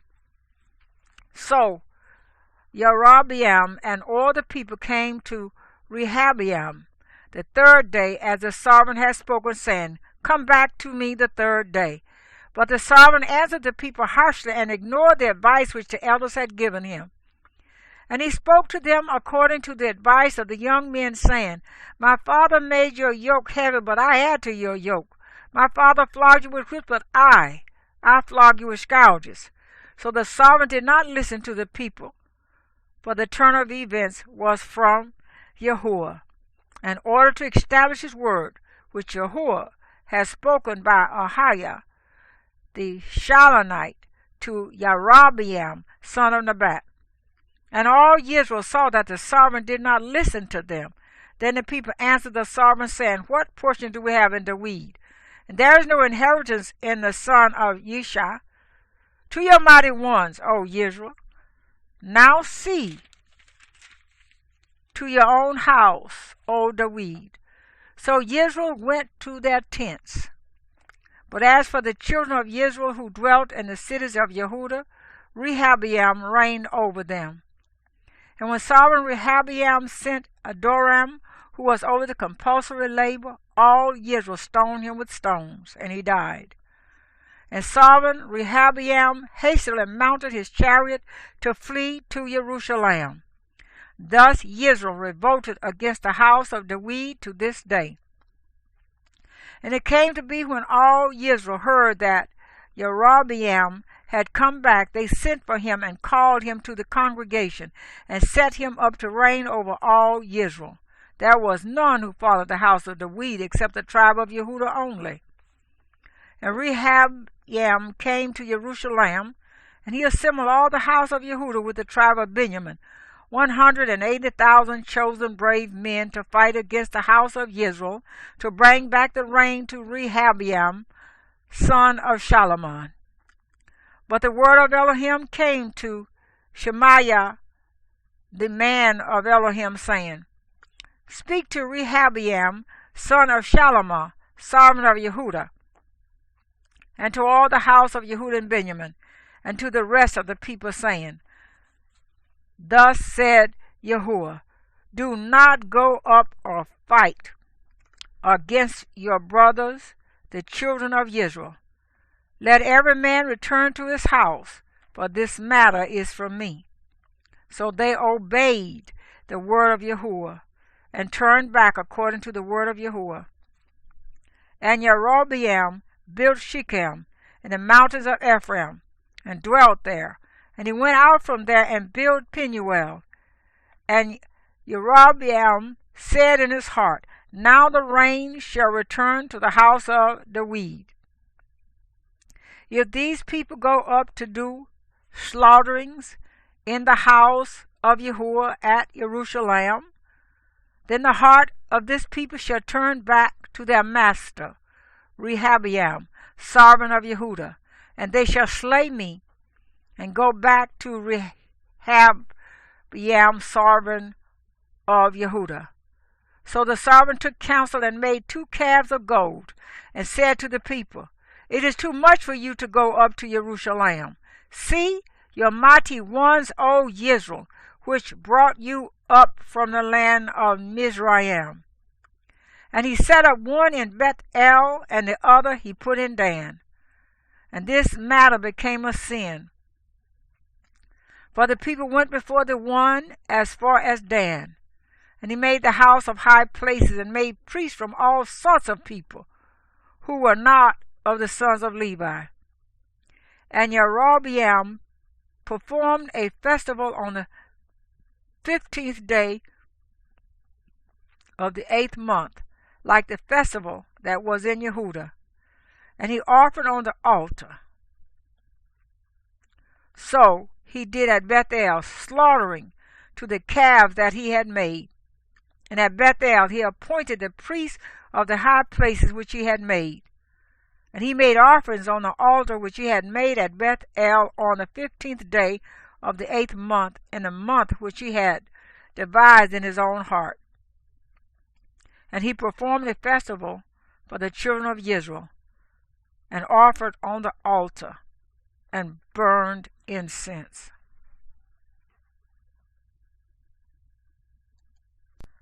1 Kings chapter 13.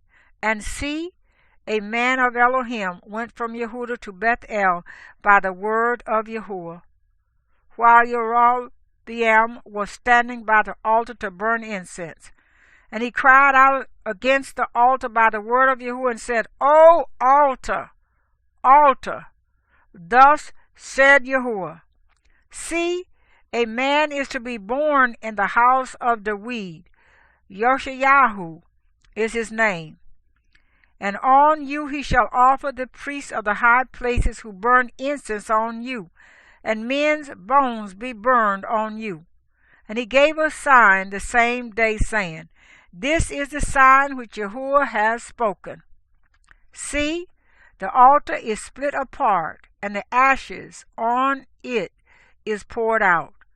And it came to be, when sovereign Jeroboam heard the saying of the man of Elohim who cried out against the altar in Bethel, that he stretched out his hand from the altar, saying, Seize him. Then his hand which he stretched out toward him dried up, so that he was unable to bring it back to him. And the altar was split apart, and the ashes poured out from the altar, according to the sign which the man of Elohim had given by the word of Yahuwah. And the sovereign answered and said to the man of Elohim, Please appease the face of Yahuwah your Elohim, and pray for me that my hand might be restored to me. And the man of Elohim appeased the face of Yahuwah, and the sovereign's hand was restored to him, and became as it was before. The sovereign then said to the man of Elohim, Come home with me and refresh yourself, and I give you a gift. But the man of Elohim said to the sovereign, If you were to give me half your house, I do not go in with you, nor do I eat bread, nor drink water in this place. For so he commanded me by the word of Yahuwah, saying, Do not eat bread, nor drink water, nor return by the same way you came. So he went another way, and did not return by the way he came to Bethel. And a certain old prophet was dwelling in Bethel, and his sons came and told him all the works that the man of Elohim had done that day in Bethel, the words which he had spoken to the sovereign. And their father said to them, Which way did he go? And his sons had seen which way the man of Elohim went, who came from Yehudah. And he said to his sons, Saddle the donkey for me. And they saddled a donkey for him, and he rode on it. and went after the man of Elohim, and found him sitting under a terebinth. And he said to him, Are you the man of Elohim who came from Yehudah? And he said, I am.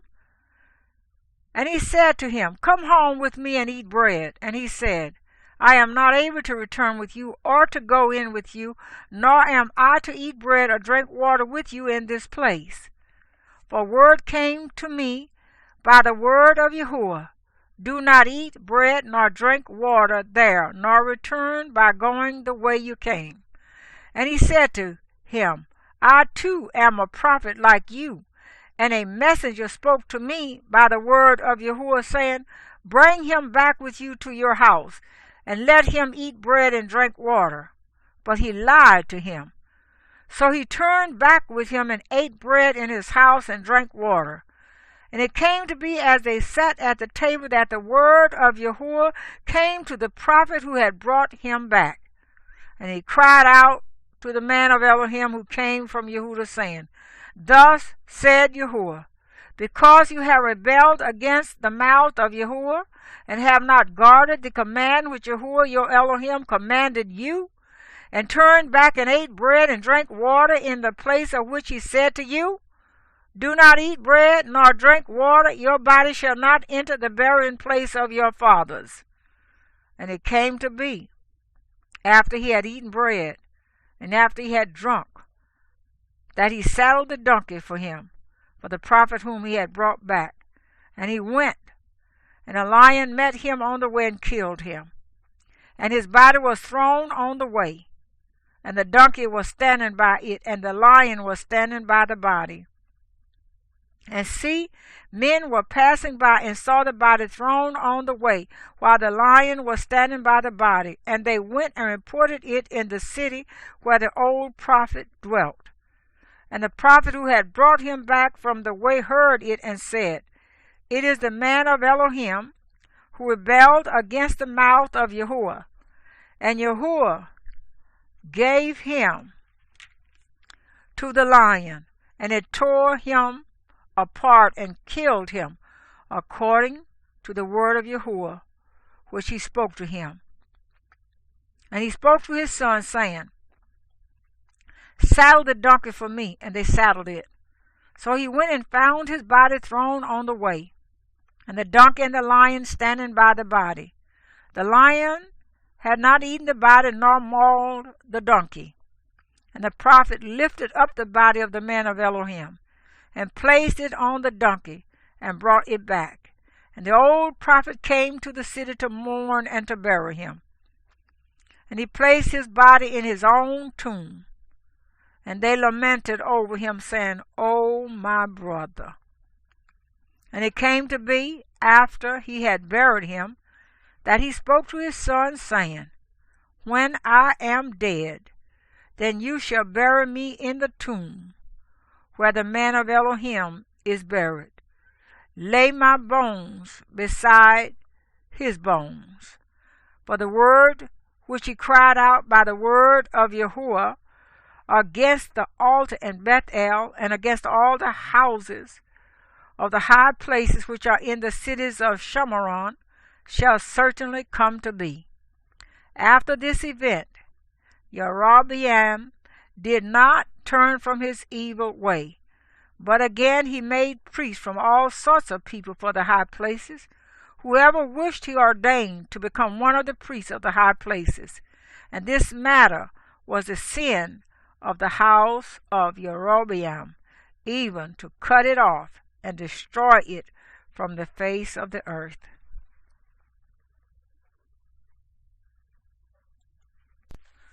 First Kings chapter 14. At that time Abijah, the son of Jeroboam, became sick.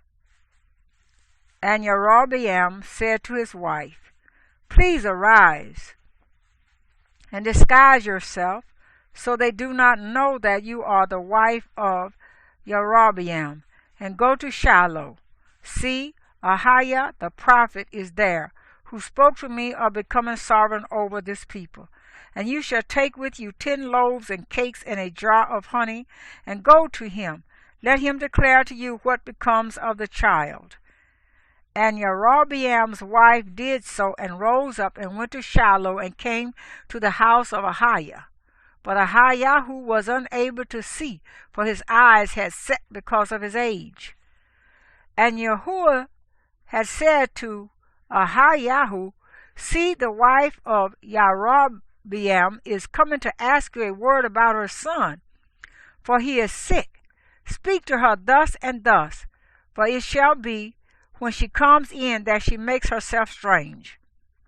And it came to be, when Ahijah heard the sound of her footsteps, as she came through the door, he said, Come in, wife of Jeroboam. Why are you making yourself strange? And I have been sent to you with a hard word. Go, say to Jeroboam, Thus said Yahuwah, Elohim of Israel, because I exalted you from among the people, and made you ruler over my people Israel, and tore the rain away from the house of the weed, and gave it to you. And you have not been as my servant the weed, who guarded my commands, and who followed me with all his heart, to do only what was right in my eyes. But you have done more evil than all who were before you, for you have gone and made for yourself other mighty ones, and molded images to provoke me, and have cast me behind your back. Therefore, see, I am bringing evil to the house of Jeroboam, and shall cut off from Jeroboam every male in Israel, whether shut up or left at large, and sweep away the remnant of the house of Jeroboam, as one sweeps away dung until it is all gone. Those of Jeroboam who die in the city the dogs do eat, and those who die in the field the birds of the heavens do eat, for Yahuwah has spoken it. And you, arise, go to your house. When your feet enter the city, the child shall die, and all Israel shall mourn for him and bury him, for he is the only one of Jeroboam who shall come to the grave, because in him there is found a good report toward Yahuwah Elohim of Israel in the house of Jeroboam. And Yahuwah shall raise up for himself a sovereign over Israel, who cuts off the house of Jeroboam this day and even now.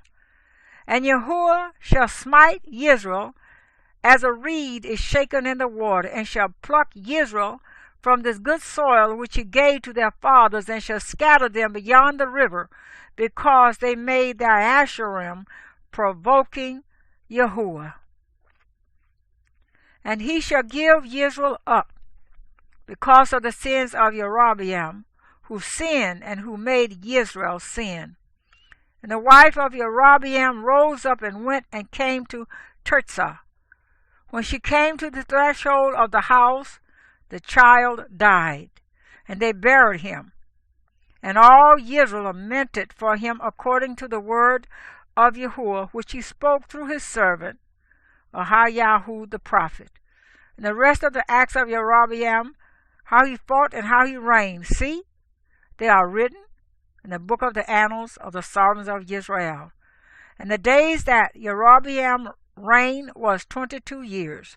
So he slept with his fathers, and Adab his son reigned in his place.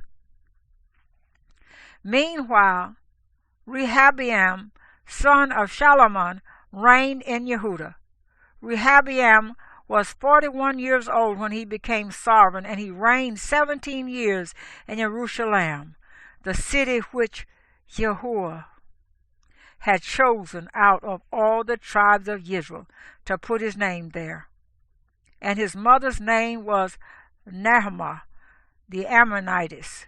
And Yehudah did evil in the eyes of Yahuwah. And they provoked him to jealousy with their sins which they committed more than all that their fathers had done. For they also built for themselves high places and pillars, and Asherim on every high hill and under every green tree. And there were also cult prostitutes in the land. They did according to all the abominations of the Gentiles which Yahuwah dispossessed before the children of Israel. And it came to be, in the 5th year of sovereign Rehoboam, the Shishak, sovereign of Mizraim, came up against Jerusalem. And he took away the treasures of the house of Yahuwah, and the treasures of the sovereign's house. He even took away all, and he took away all the shields of gold which Shalomah had made. And sovereign Rehoboam made shields of bronze to replace them, and entrusted them into the hands of the chiefs of the guard, who guarded the entrance of the sovereign's house. And it came to be, whenever the sovereign went into the house of Yahuwah, the guards would bring them, then take them back into the guard room. And the rest of the acts of Rehoboam and all that he did, are they not written in the book of the annals of the sovereigns of Yehudah? And there was fighting between Rehoboam and Jeroboam all the days. So Rehoboam slept with his fathers, and was buried with his fathers in the city of David. And the name of his mother was Naamah, the Ammonitess. And Abiam, his son, reigned in his place.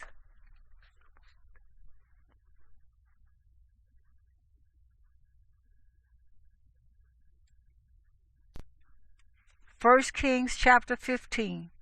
And in the 18th year of sovereign Jeroboam, son of Nebat, Abiam became sovereign over Yehudah. He reigned 3 years in Jerusalem, and his mother's name was Maacah, the granddaughter of Abishalom. And he walked in all the sins of his father, which he had done before him, and his heart was not perfect to Yahuwah, his Elohim, as was the heart of his father David. But for David's sake, Yahuwah, his Elohim, gave him a lamp in Jerusalem to raise up his son after him, and by establishing Jerusalem. For David did what was right in the eyes of Yahuwah, and did not turn aside from all that he commanded him all the days of his life, except in the matter of Uriah the Hittite. And there was fighting between Rehoboam and Jeroboam all the days of his life. And the rest of the acts of Abiam and all that he did, are they not written in the book of the annals of the sovereigns of Yehudah? And there was fighting between Abiam and Jeroboam. So Abiam slept with his fathers, and they buried him in the city of David. And Asa, his son, reigned in his place. And in the 20th year of Jeroboam, sovereign of Israel, Asa became sovereign over Yehudah. And he reigned 41 years in Jerusalem, and his grandmother's name was Maacah, the granddaughter of Abishalom.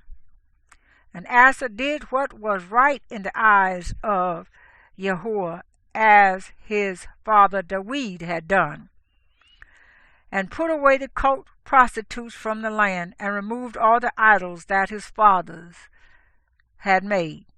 And he also removed Maacah, his grandmother, from being Solomon's mother, because she had made an abominable image for Asherah. And Asher cut down her abominable image and burned it by the water Kidron. But the high places were not removed. However, Asher's heart was perfect with Yahuwah all his days. And he brought into the house of Yahuwah the set-apart items of his father, and his own set-apart items, silver and gold and utensils. And there was fighting between Asher and Baasha, sovereign of Israel, all their days. And Baasha, sovereign of Israel, came up against Yehudah and built Ramah, to keep anyone from going out or coming in to Asher, sovereign of Yehudah. And Asher took all the silver and gold that was left in the treasuries of the house of Yehudah, and the treasuries of the sovereign's house, and gave them into the hand of his servants. And sovereign Asher sent them to Ben-Hadad, son of Tabramon, son of Hezion, sovereign of Aram, who dwelt in Damascus, saying, Let there be a covenant between you and me, as there was between my father and your father. Look, I have sent you a present of silver and gold. Come break your covenant with Baasha, sovereign of Israel, so that he withdraws from me. And Ben-Hadad listened to sovereign Asher, and sent the commanders of his armies against the cities of Israel, and smote Ion, and Dan, and Abel, Beth, Maacah, and all Kinneroth, with all the land of Naphtali. And it came to be, when Baasha heard it, that he stopped building Ramah, and remained in Tirzah. Then sovereign Asa summoned all Yehudah, none was exempted, and they took away the stones and timber of Ramah, which Baasha had used for building. And with them sovereign Asher built Gibeah of Benjamin and Mizpah. And the rest of all the acts of Asher, and all his might, and all that he did, and the cities which he built, are they not written in the book of the annals of the sovereigns of Yehudah? But in the time of his old age he was diseased in his feet. So Asher slept with his fathers, and was buried with his fathers in the city of David his father. And Jehoshaphat his son reigned in his place.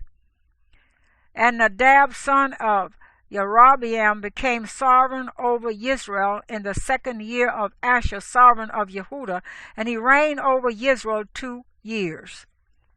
And he did evil in the eyes of Yahuwah, and walked in the way of his father, and in his sin, by which he had made Israel sin.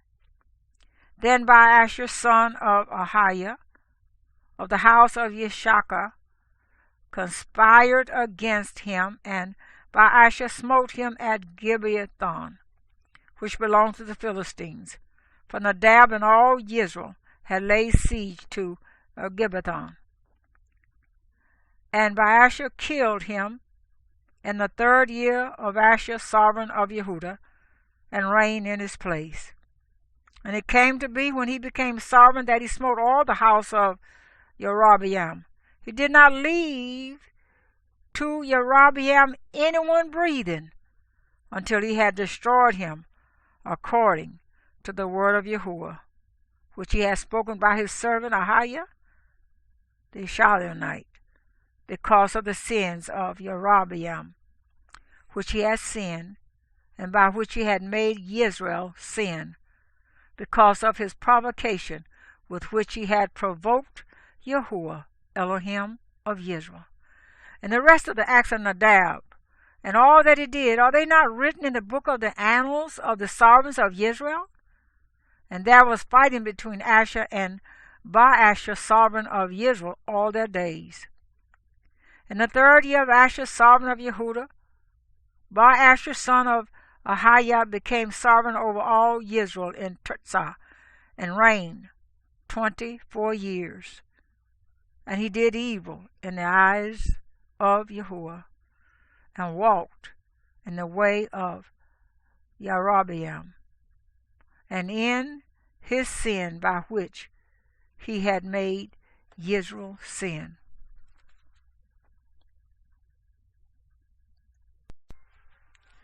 First Kings chapter 16.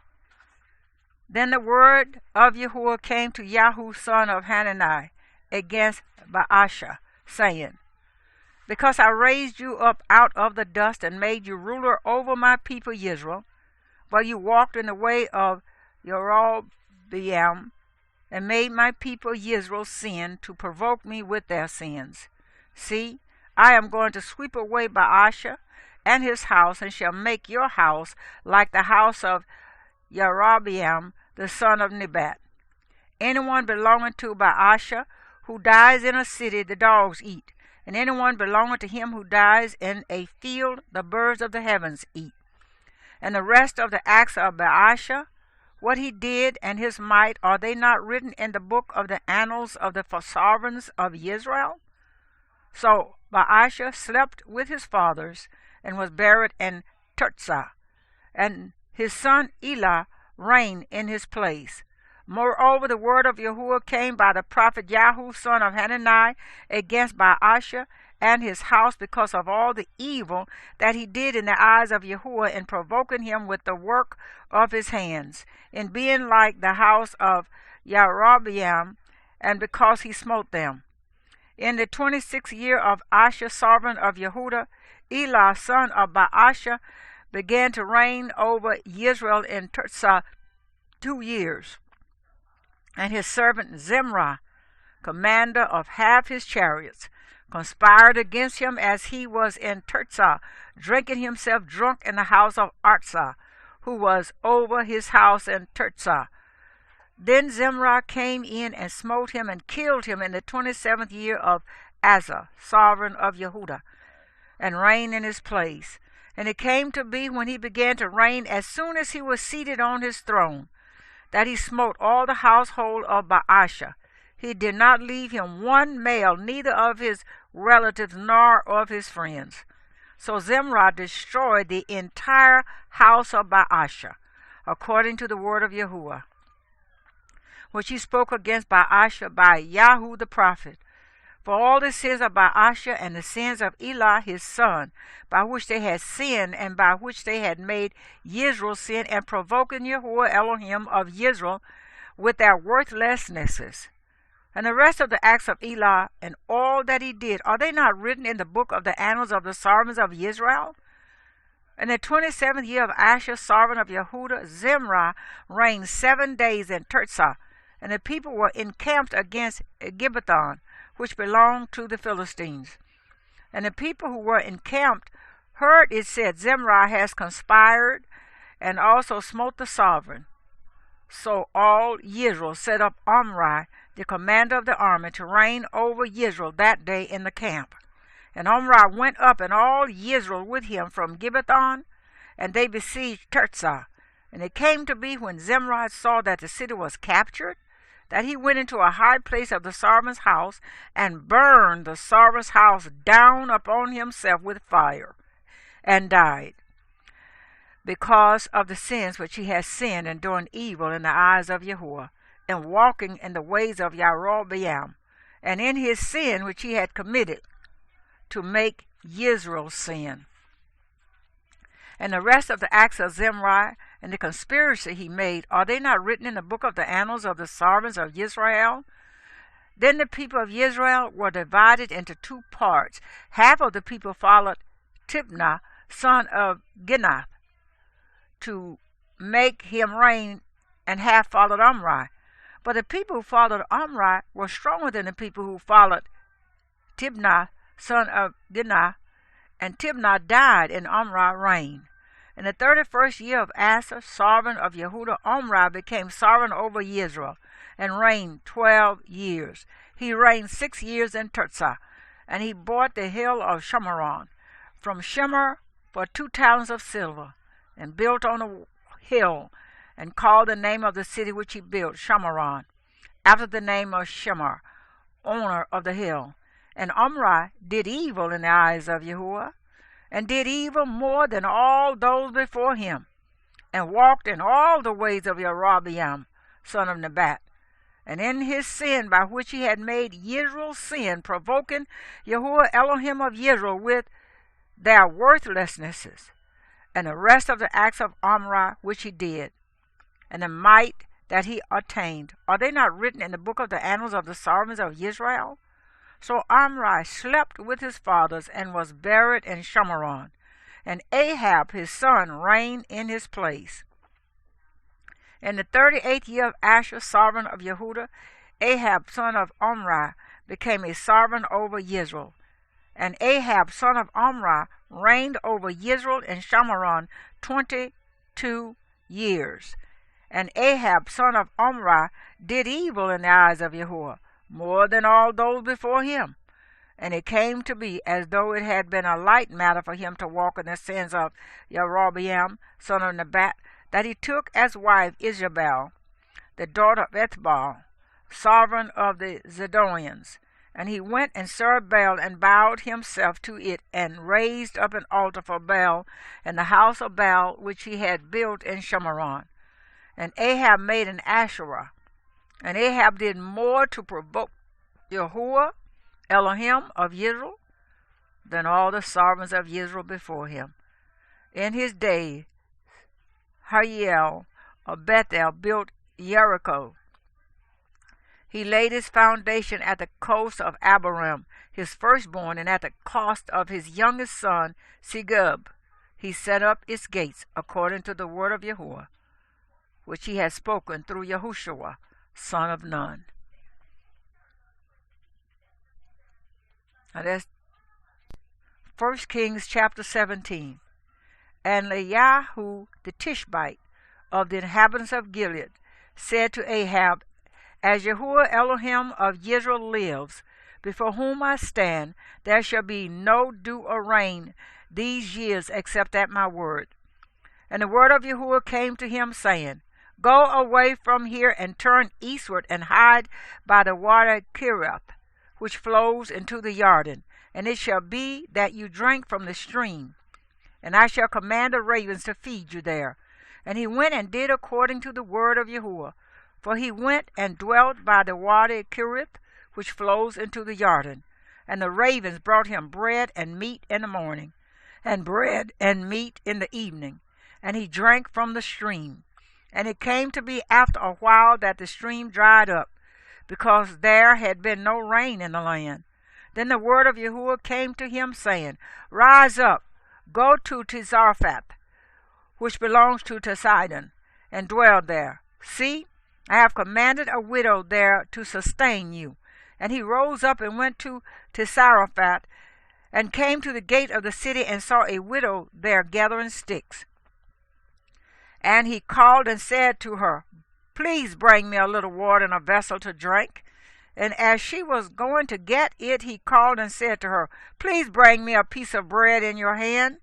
And she said, As Yahuwah your Elohim lives, I do not have bread, only a handful of flour in a bin, and a little oil in a jar. And see, I am gathering a couple of sticks, and shall go in and prepare it for myself and my son, and we shall eat it and die. And Elijah said to her, Do not fear, go and do as you have said, but make me a small cake from it first, and bring it to me, and afterward make some for yourself and your son. For thus said Yahuwah Elohim of Israel, The bin of flour shall not be used up, nor the jar of oil run dry, until the day Yahuwah sends rain on the earth. So she went and did according to the word of Eliyahu, and she and he and her household ate for many days. The bin of flour was not used up, nor did the jar of oil run dry, according to the word of Yahuwah which he spoke by Eliyahu. And after these events it came to be that the son of the woman who owned the house became sick, and his sickness was very severe until there was no breath left in him. And she said to Eliyahu, What have I to do with you, O man of Elohim? Have you come to me to bring my crookedness to be remembered and to kill my son? And he said to her, Give me your son. So he took him from her arms and took him to the upper room where he was dwelling, and laid him on his own bed, and cried out to Yahuwah and said, O Yahuwah my Elohim, have you also brought evil on the widow with whom I am sojourning to kill her son?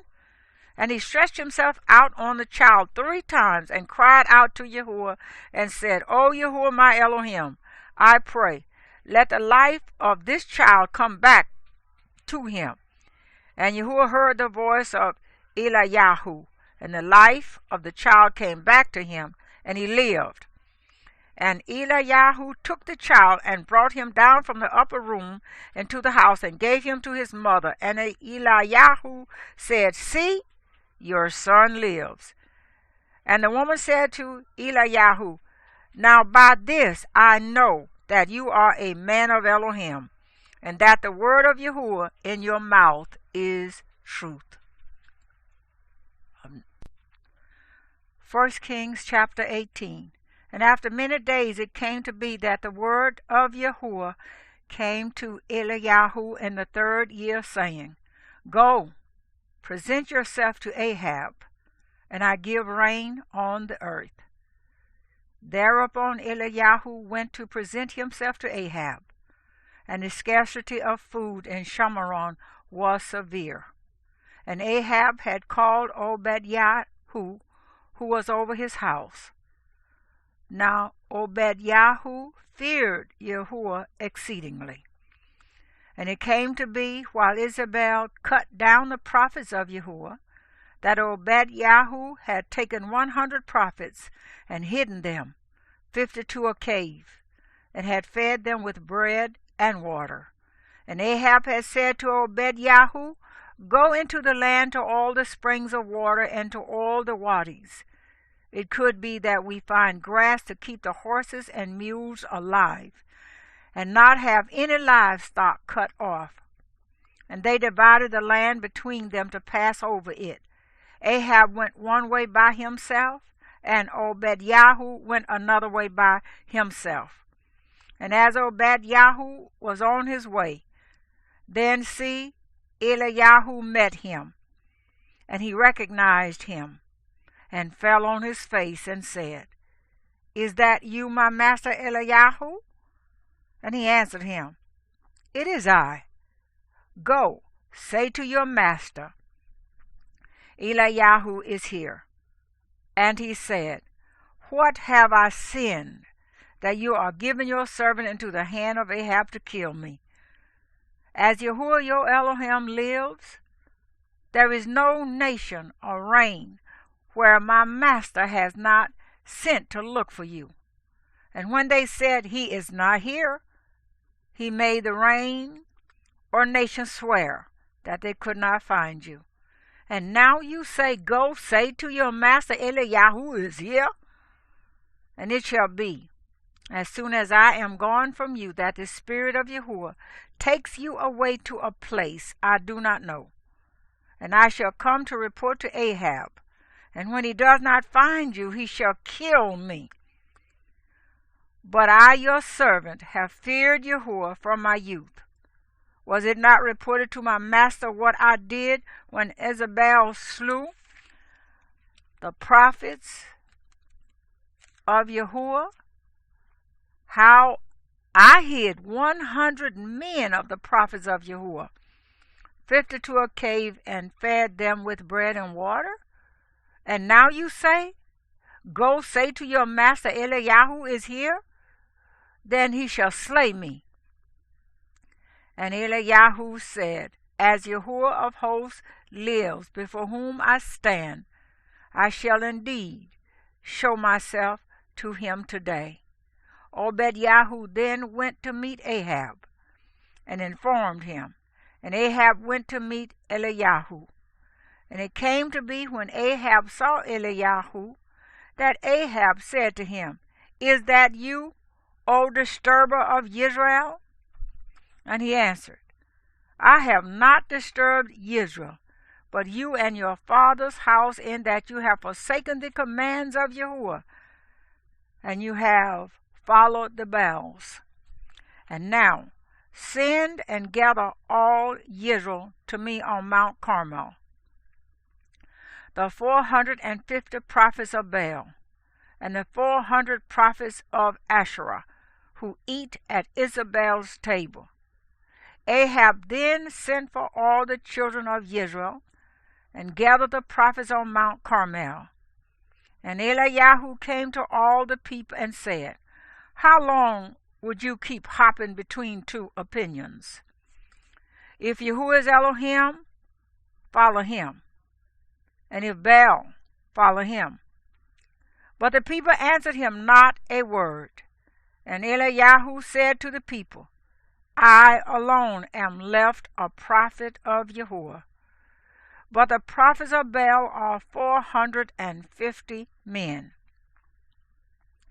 Now let them give us 2 bulls, and let them choose 1 bull for themselves, and cut it in pieces, and lay it on the wood, but set no fire, and die. I prepare the other bull, and shall lay it on the wood, but set no fire. And you shall call on the name of your mighty one, and I call on the name of Yahuwah. And the Elohim who answers by fire, he is Elohim. So all the people answered and said, the word is good. And Eliyahu said to the prophets of Baal, choose one bull for yourselves and prepare it first, for you are many. And call on the name of your mighty one, but set no fire. So they took the bull which was given them, and prepared it, and called on the name of Baal from morning even until noon, saying, O Baal, answer us. But there was no voice, and no one answered. And they leaped about the altar which they had made. And it came to be at noon that Eliyahu taunted them and said, cry aloud, for he is a mighty one. He is meditating, or he is busy, or he is on a journey, or it could be that he is asleep and has to be awakened.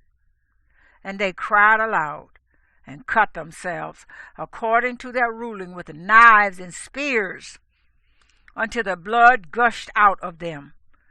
And it came to be when midday was past, that they prophesied until the time of bringing the evening offering.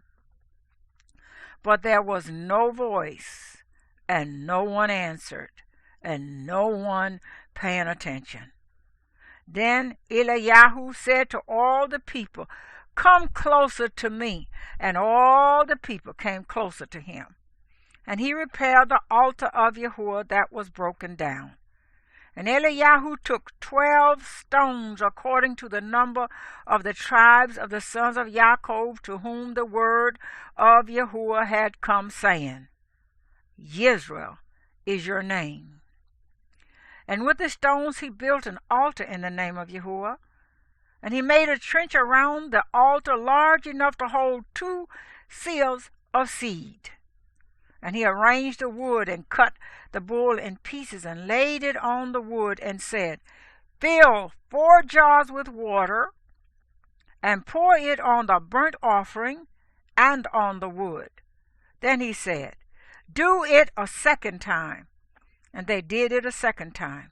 And he said, do it a third time. And they did it a third time. And the water flowed around the altar, and he filled the trench with water too.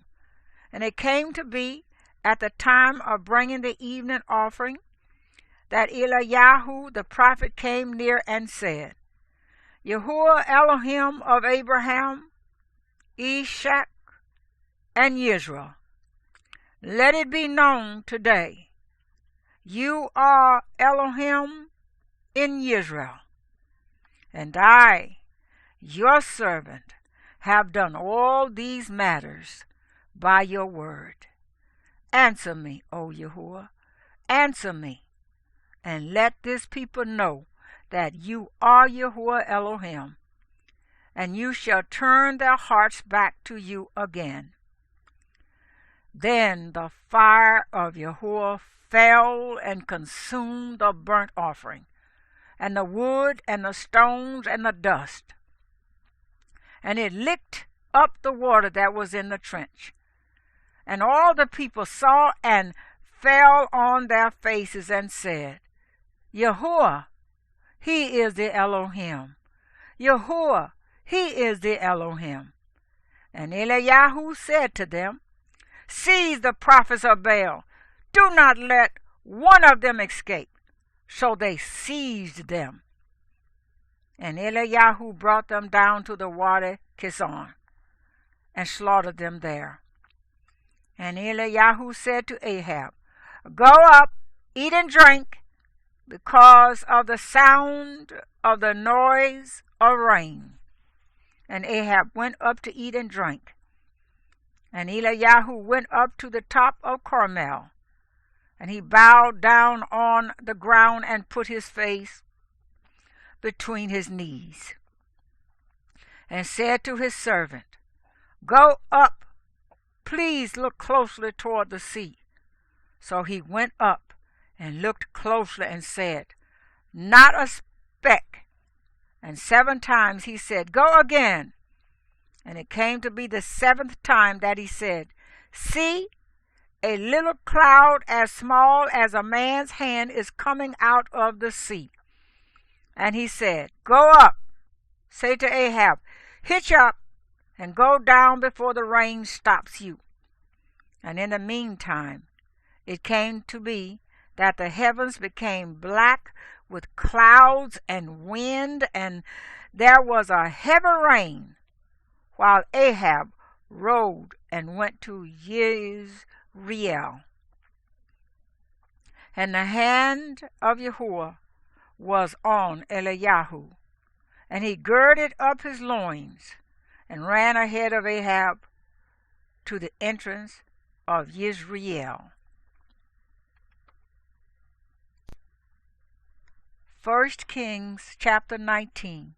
And when Ahab reported to Jezebel all that Eliyahu had done, also how he slew all the prophets with the sword, Jezebel sent a messenger to Eliyahu, saying, So let the mighty ones do to me, and more also, if I do not make your life as the life of one of them by tomorrow about this time.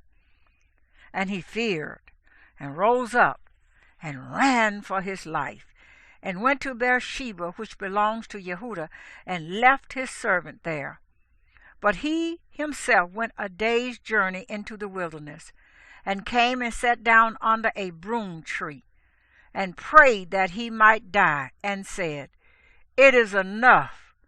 Now, Yahuwah, take my life, for I am no better than my fathers. And he lay and slept under a broom tree. And see, a messenger touched him and said to him, Rise, eat. And he looked and saw by his head a cake baked on coals, and a jar of water. So he ate and drank and turned and lay down. And the messenger of Yahuwah came back the 2nd time and touched him and said, Rise, eat, for the journey is too much for you.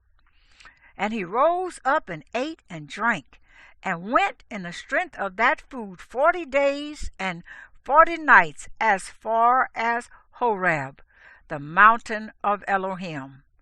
And there he went into a cave and spent the night there.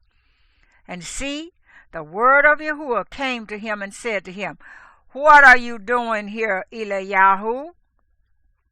And he said, I have been very jealous for Yahuwah Elohim of hosts, for the children of Israel have forsaken your covenant. They have thrown down your altars, and they have slain your prophets with the sword, and I am left, I alone, and they seek my life to take it. And he said, Go out and stand on the mountain before Yahuwah, and see Yahuwah pass by. And a great strong wind tearing the mountains and breaking the rocks in pieces before Yahuwah. Yahuwah was not in the wind. And after the wind, an earthquake. Yahuwah was not in the earthquake. And after the earthquake, a fire. Yahuwah was not in the fire. And after the fire, a still small voice. And it came to be, when Eliyahu heard it, that he wrapped his face in his robe and went out and stood at the cave opening. And see, a voice came to him and said, What are you doing here, Eliyahu? And he said, I have been very jealous for Yahuwah Elohim of hosts, for the children of Israel have forsaken your covenant. They have thrown down your altars, and they have slain your prophets with the sword. And I am left, I alone, and they seek my life to take it. And Yahuwah said to him, Go, return on your way to the wilderness of Damascus, and you shall go in and anoint Hazael as sovereign over Aram, and anoint Yahu son of Nimshi as sovereign over Israel, and anoint Elisha, son of Shaphat, of Abel Meholah, as prophet in your place. And it shall be that whoever escapes the sword of Hazael, Yahu does kill. And whoever escapes from the sword of Yahu, Elisha does kill. And I shall leave 7,000 in Israel, all whose knees have not bowed to Baal, and every mouth that has not kissed him. And he went from there and found Elisha, son of Shaphat, who was plowing with 12 yoke of oxen before him. And he was with the 12th. And Eliyahu passed by him and threw his robe on him. And he left the oxen and ran after Eliyahu and said, Please let me kiss my father and my mother, and then I follow you. And he said to him, Go, turn back, for what have I done to you? And he turned back from him and took a yoke of oxen and slaughtered them and cooked their flesh, using the implements of the oxen, and gave it to the people, and they ate. Then he rose up and followed Eliyahu and became his servant.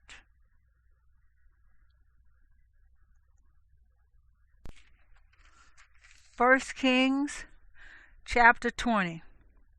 And Ben-Hadad, the sovereign of Aram, gathered all his army, and there were 32 sovereigns with him, with horses and chariots. And he went up and besieged Shamaron, and fought against it. And he sent messengers into the city to Ahab, sovereign of Israel, and said to him, Thus said Ben-Hadad, Your silver and your gold are mine, and your wives and children, the best are mine. And the sovereign of Israel answered and said, As you say, my master, O sovereign, I am yours, and all that I have. And the messengers came back and said, Thus speaks Ben-Hadad, saying, Indeed, I have sent to you, saying, Give me your silver and your gold, your wives and your children.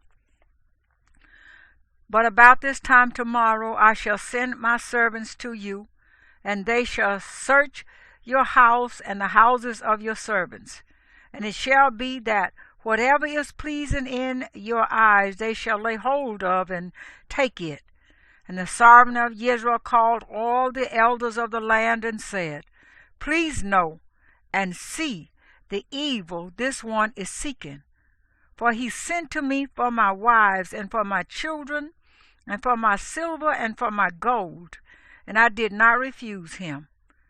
And all the elders and all the people said to him, Do not listen nor agree. So he said to the messengers of Ben-Hadad, Say to my master the sovereign, All that you sent for to your servant the first time I shall do, but this I am unable to do. And the messengers went and brought back word to him. And Ben-Hadad sent to him and said, The mighty ones do so to me, and more also, if enough dust is left of Shamaron for a handful for each of the people who follow me. And the sovereign of Israel answered and said, Speak. Him who girds on his armor should not boast like him who lays it down. And it came to be when this word was heard, as he and the servants were drinking in the booths, that he said to his servants, Set yourselves. So they set themselves against the city.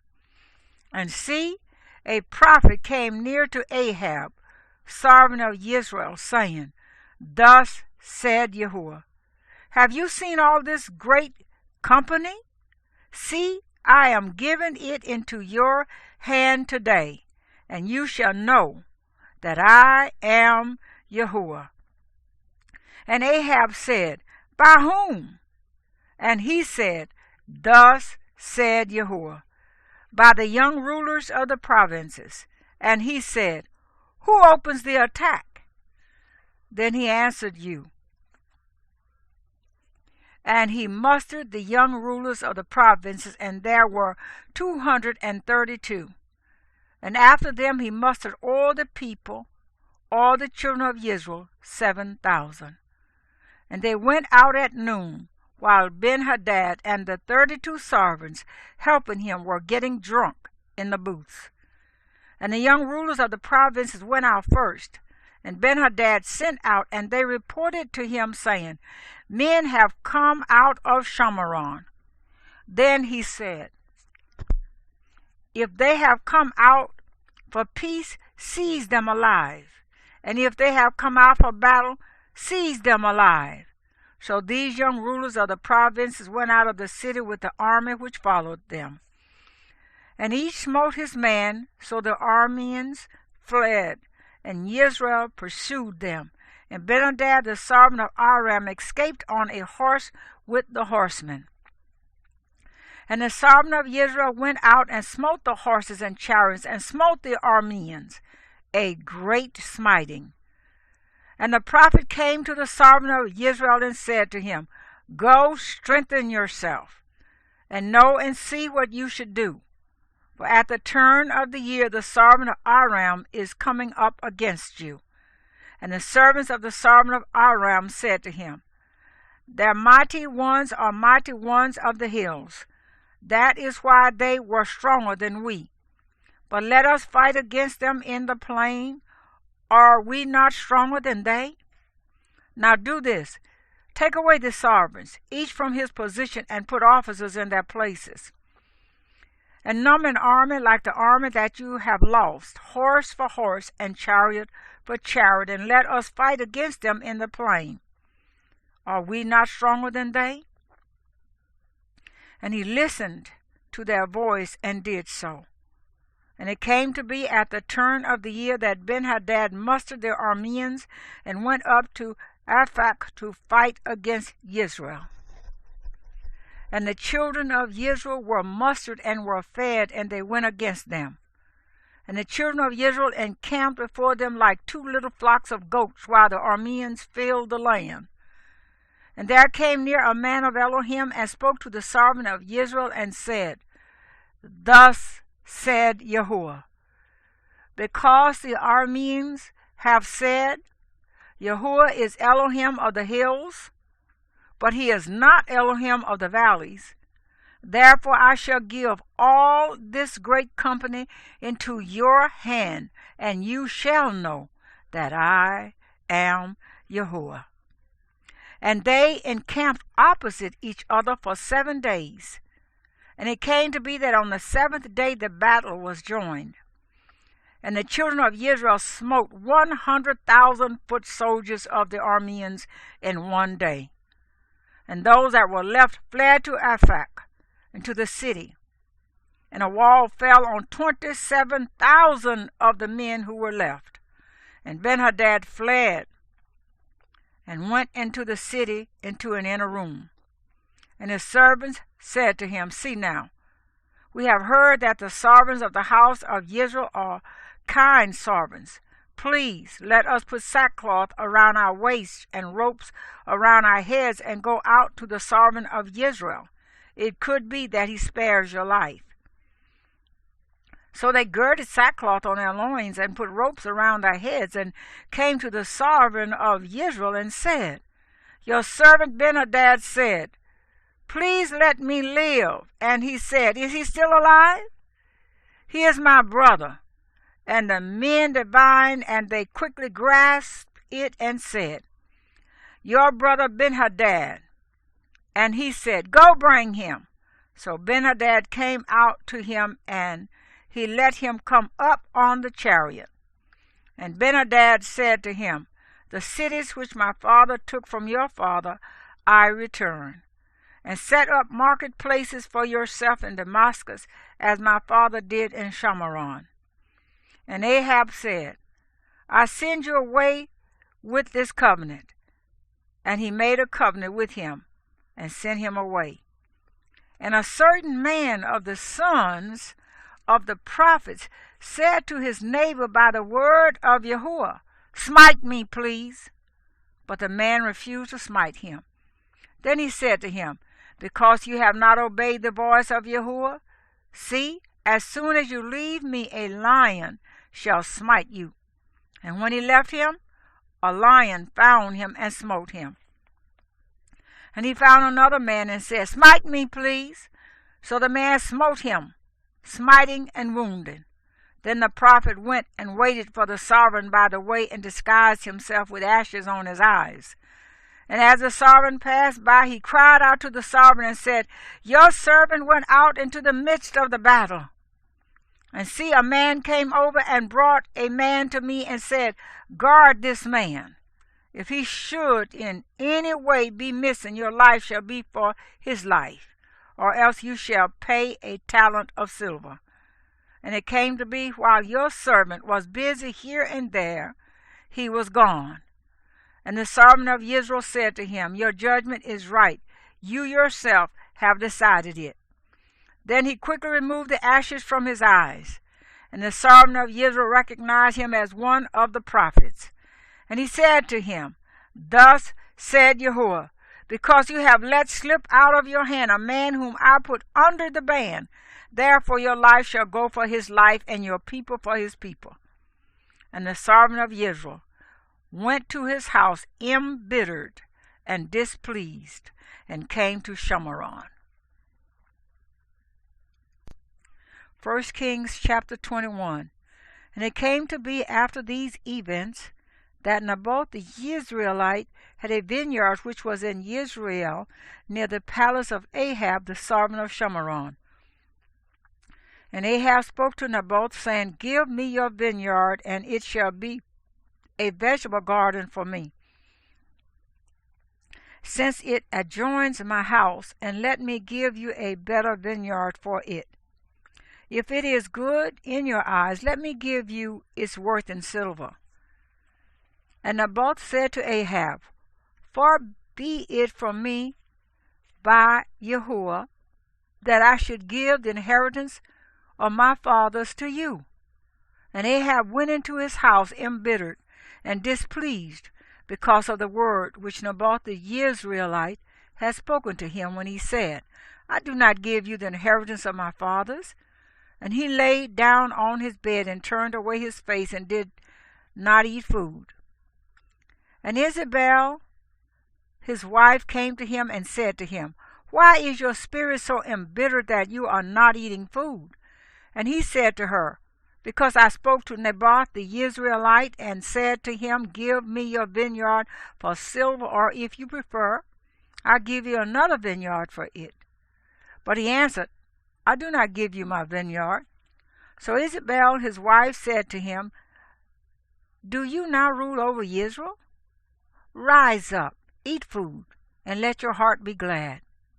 Let me give you the vineyard of Naboth the Jezreelite.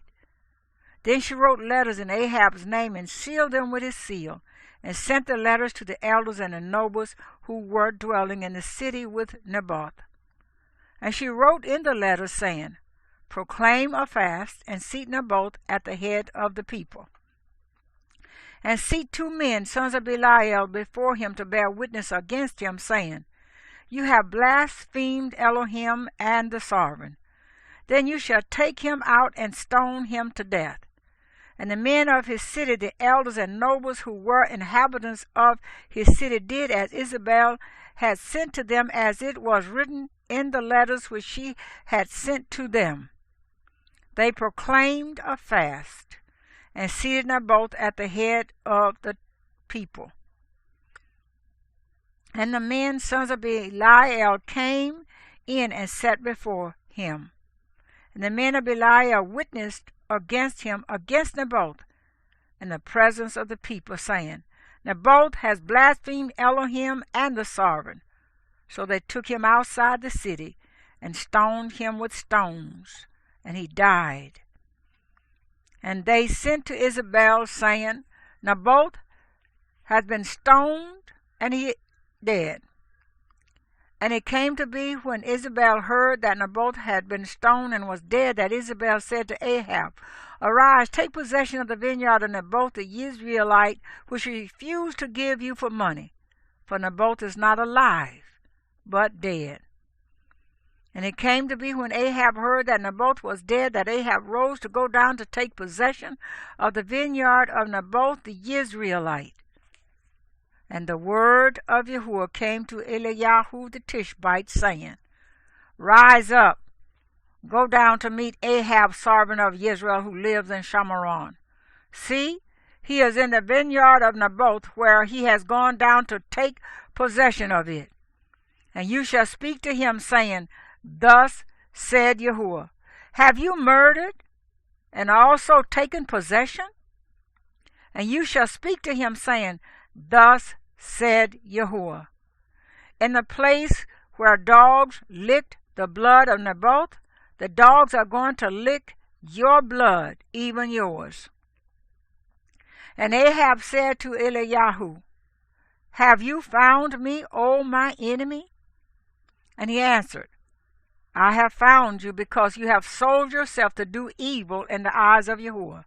See, I am bringing evil on you, and shall consume your descendants, and cut off from Ahab every male in Israel, both those shut up and those left at large. And make your house like the house of Jeroboam, son of Nebat, and like the house of Baasha, son of Ahiah, because of the provocation with which you have provoked me and made Israel sin. And also Jezebel, Yahuwah has spoken, saying, The dogs are going to eat Jezebel by the wall of Yisrael. The dogs are going to eat whoever belongs to Ahab and dies in the city. And the birds of the heavens are going to eat whoever dies in the field.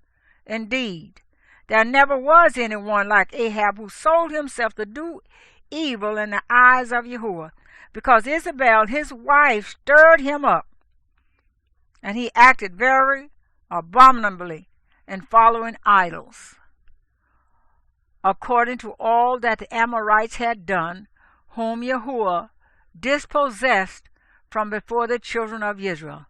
And it came to be, when Ahab heard those words, that he tore his garments and put sackcloth on his body, and fasted and lay in sackcloth and went softly. And the word of Yahuwah came to Eliyahu the Tishbite, saying, See how Ahab has humbled himself before me? Because he has humbled himself before me, I do not bring the evil in his days, but in the days of his son I bring the evil on his house.